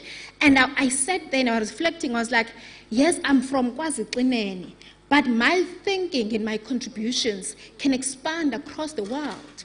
I should not be only limited there. And thank you for carving the path for us.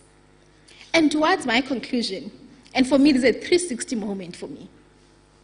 I met Prof. Benibitana in Forte in 2018 when we actually, there was an intergenerational dialogue, the class of 1968, and for us, I'm the new generation. We had very profound discussions on what then becomes the future, right?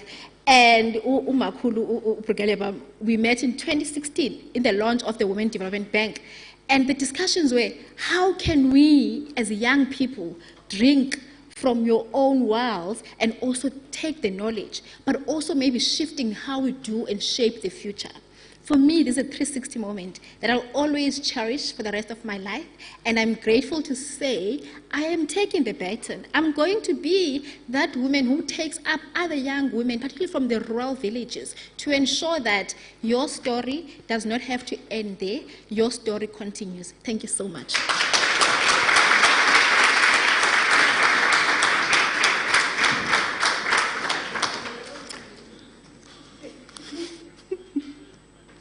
Thank you so much, Yologazi, for that. And just I mean, your reflection just touches on parts of the themes that Umamupam talks about, unity and community, and just the functions of the institution that she comes from and how it's able to then function as a space that's able to channel you into different spaces and into the different work that you do. But I think also particularly what you then speak about towards the end is about where you come from and your positionality, and how part of what is fundamental to remember is that where we come from, in as much as those may be small spaces, our ideas can migrate and our work can migrate. So thank you so much for that. I'm now going to give the podium over to Ukwezi. Here.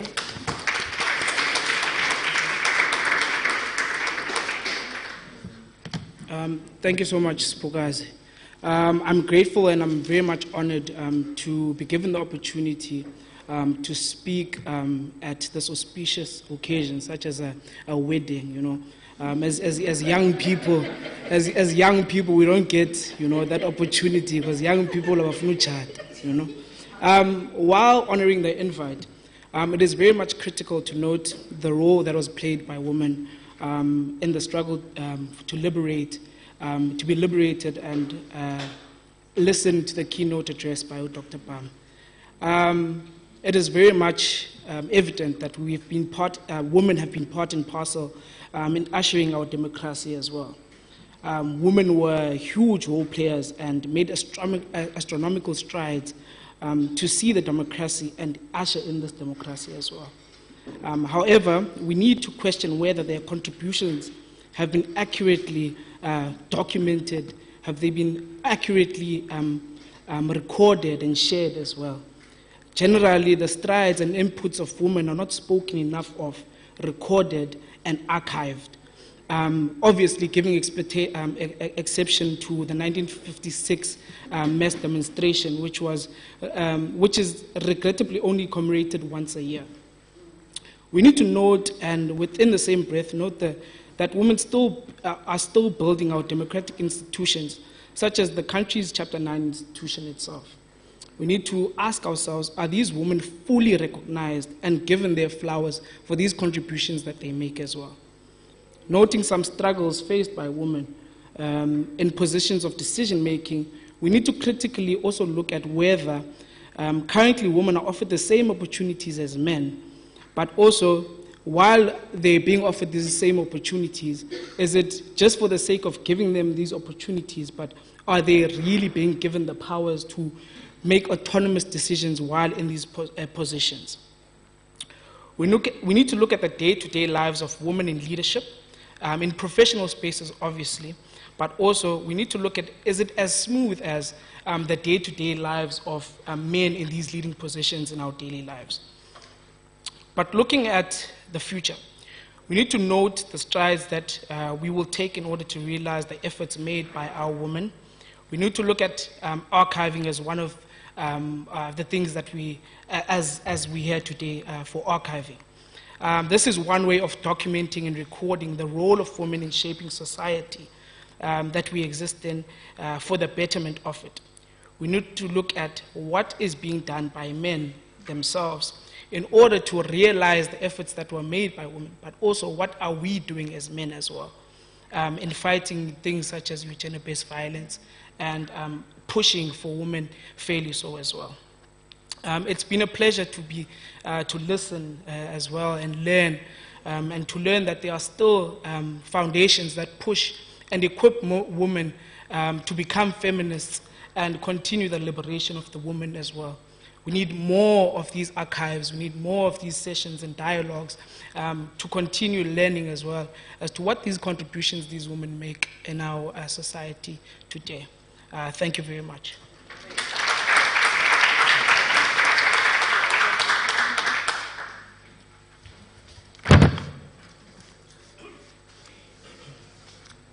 Thank you so much, Kwezi. And of course, you're right to say that we wouldn't be here speaking at a wedding.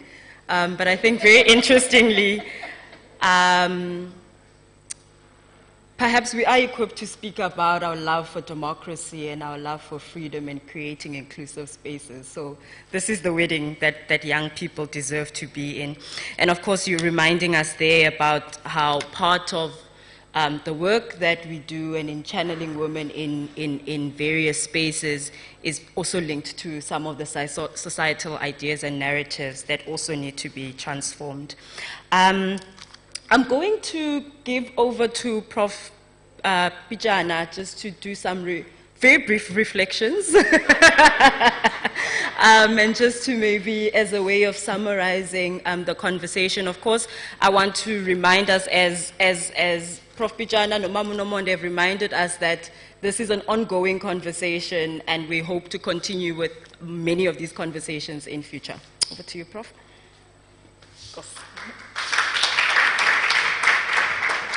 Thank you very much. Yes, indeed, I do intend to be brief. It's wonderful to be this generation, and I think that's the reason I'm here. It's a generation that is able to draw on a long history of engagement in society in different phases. And in my case, I have the privilege of having been among the, I think, pioneering student leadership movement in thinking and intellectual life at a particularly difficult time in our country.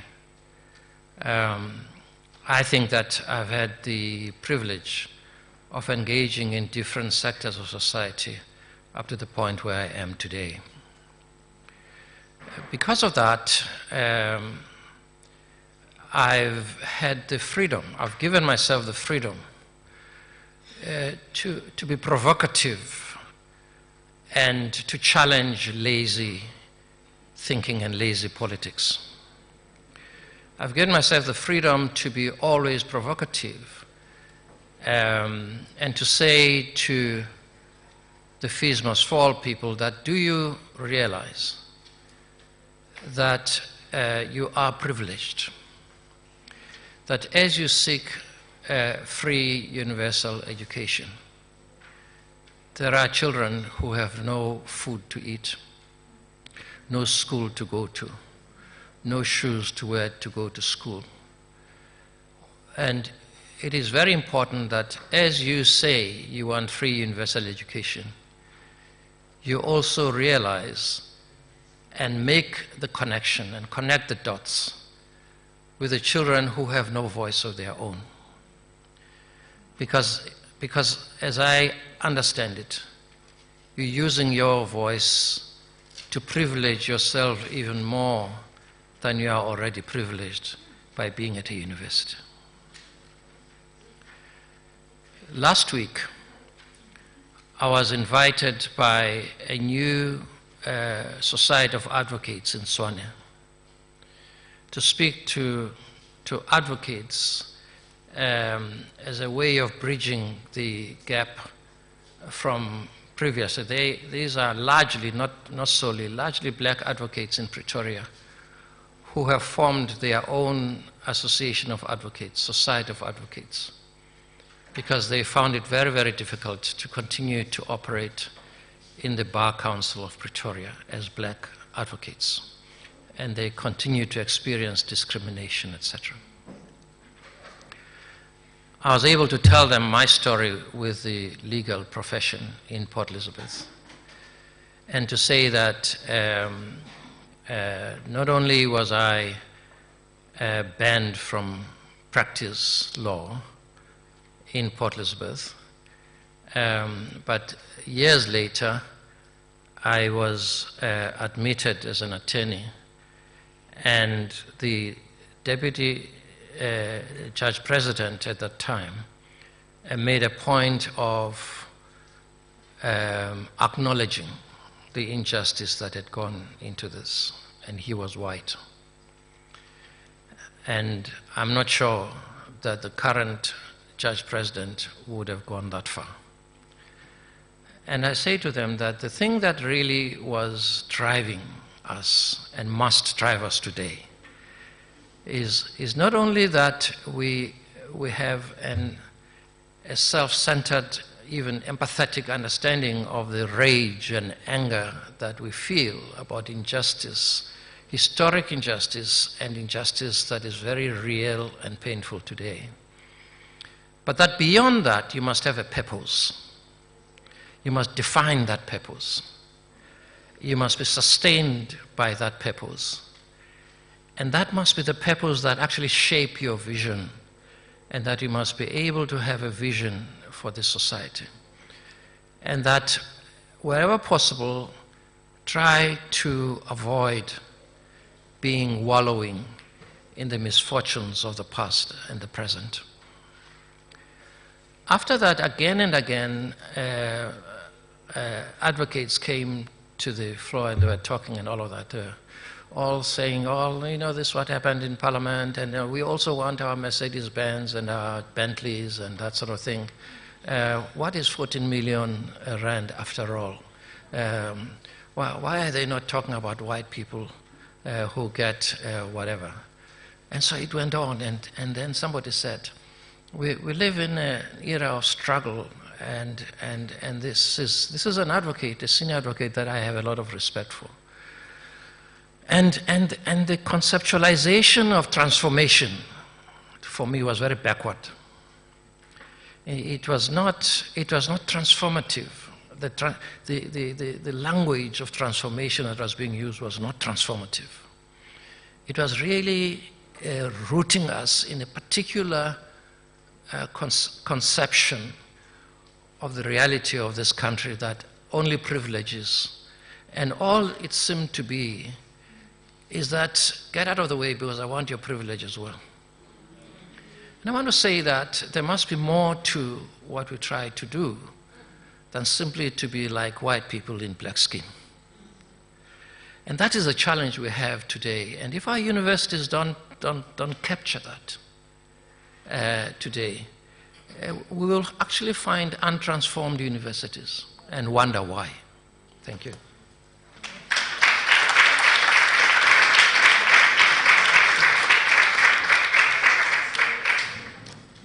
Thank you so much, Prof. I'm not going to say anything after that. In the language of my mother, so I won't say anything after that. Colleagues, I want to welcome to the podium just one of our collaborators. Of course, the Dean and the Vice-Chancellor have also mentioned quite early on that there were different entities that have brought this together under the leadership of the Dean of Humanities. And so just to do some closing remarks and to close us off into the weekend, I'd like to ask the Director of the Center for the Advancement of Non-Racialism and Democracy, Alan Zinn, to come to the front. Here.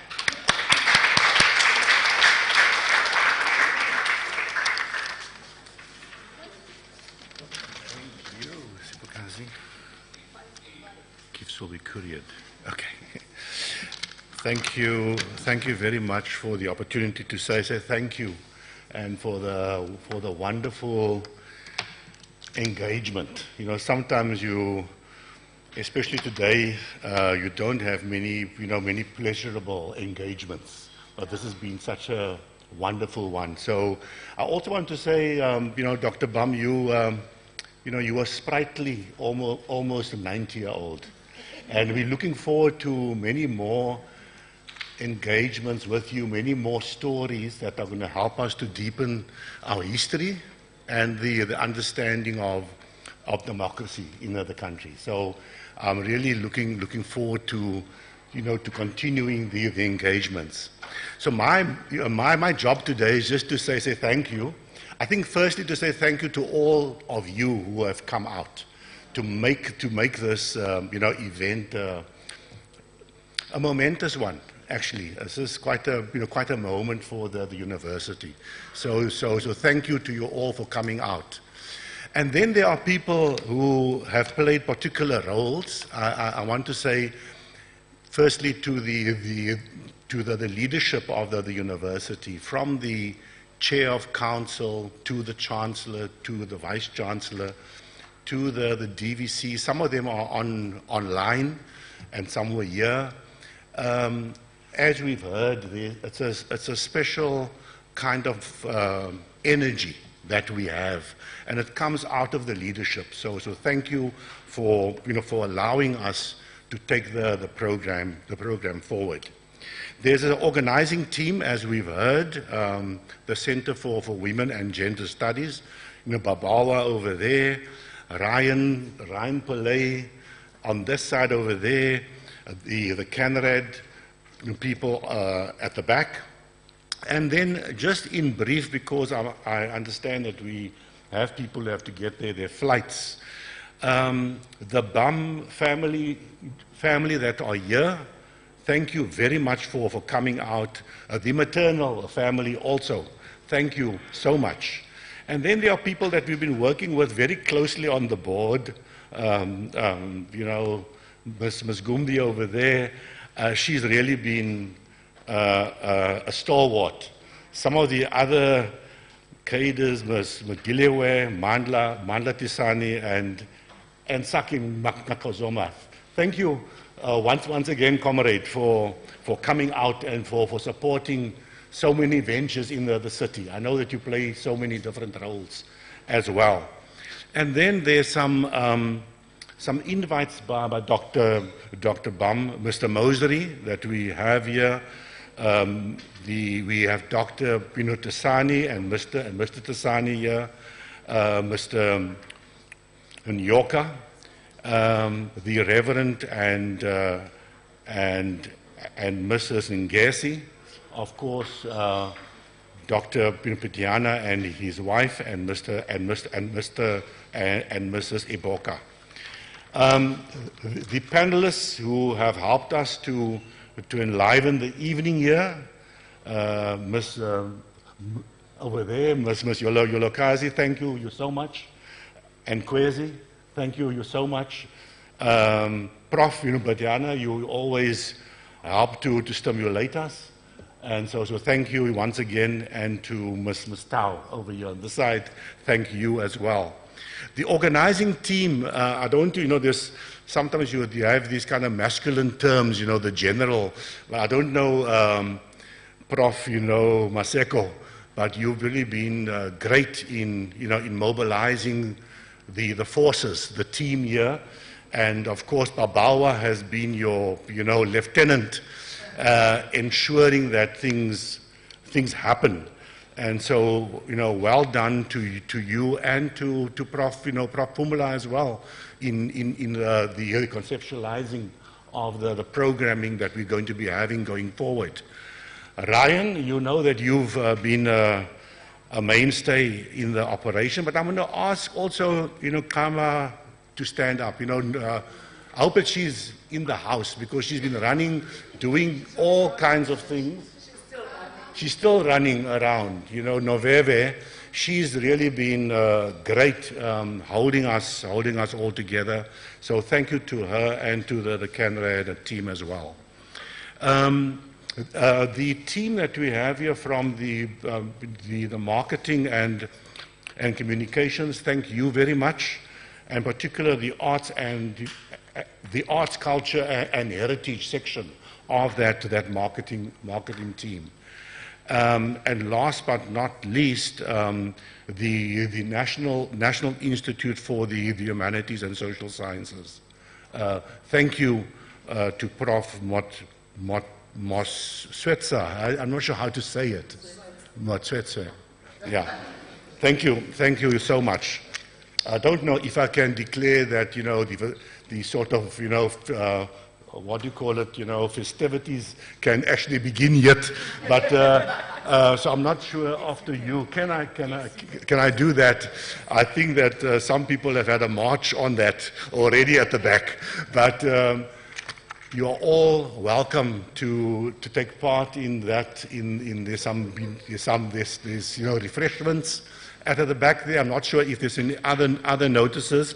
There's some gifts. Now, I understand that the gifts are going to be couriered to the panelists. So you can expect something in the mail to be coming your way. Lastly, are there any other last notices that have to go out before we formally close this over here, Ryan? Are we all right? Are we good? Okay. So the family who would like to view the exhibit, which is just a short walk from here, Ryan over there is going to open up for you. He has the keys. And he's also the curator of the exhibit. So he'll be taking you on quite a lively tour. All right. Otherwise,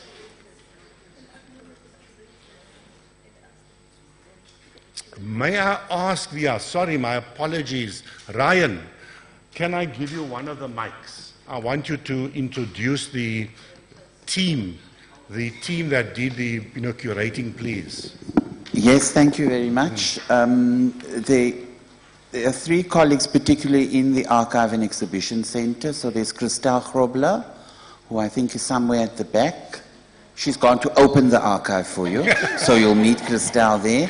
And then we are very fortunate this year. We have two junior archivists that have joined us, and they are with us here.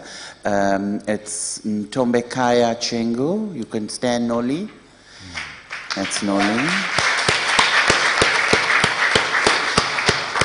And then another colleague who works with us also joined us earlier this year, Zukisa Kata.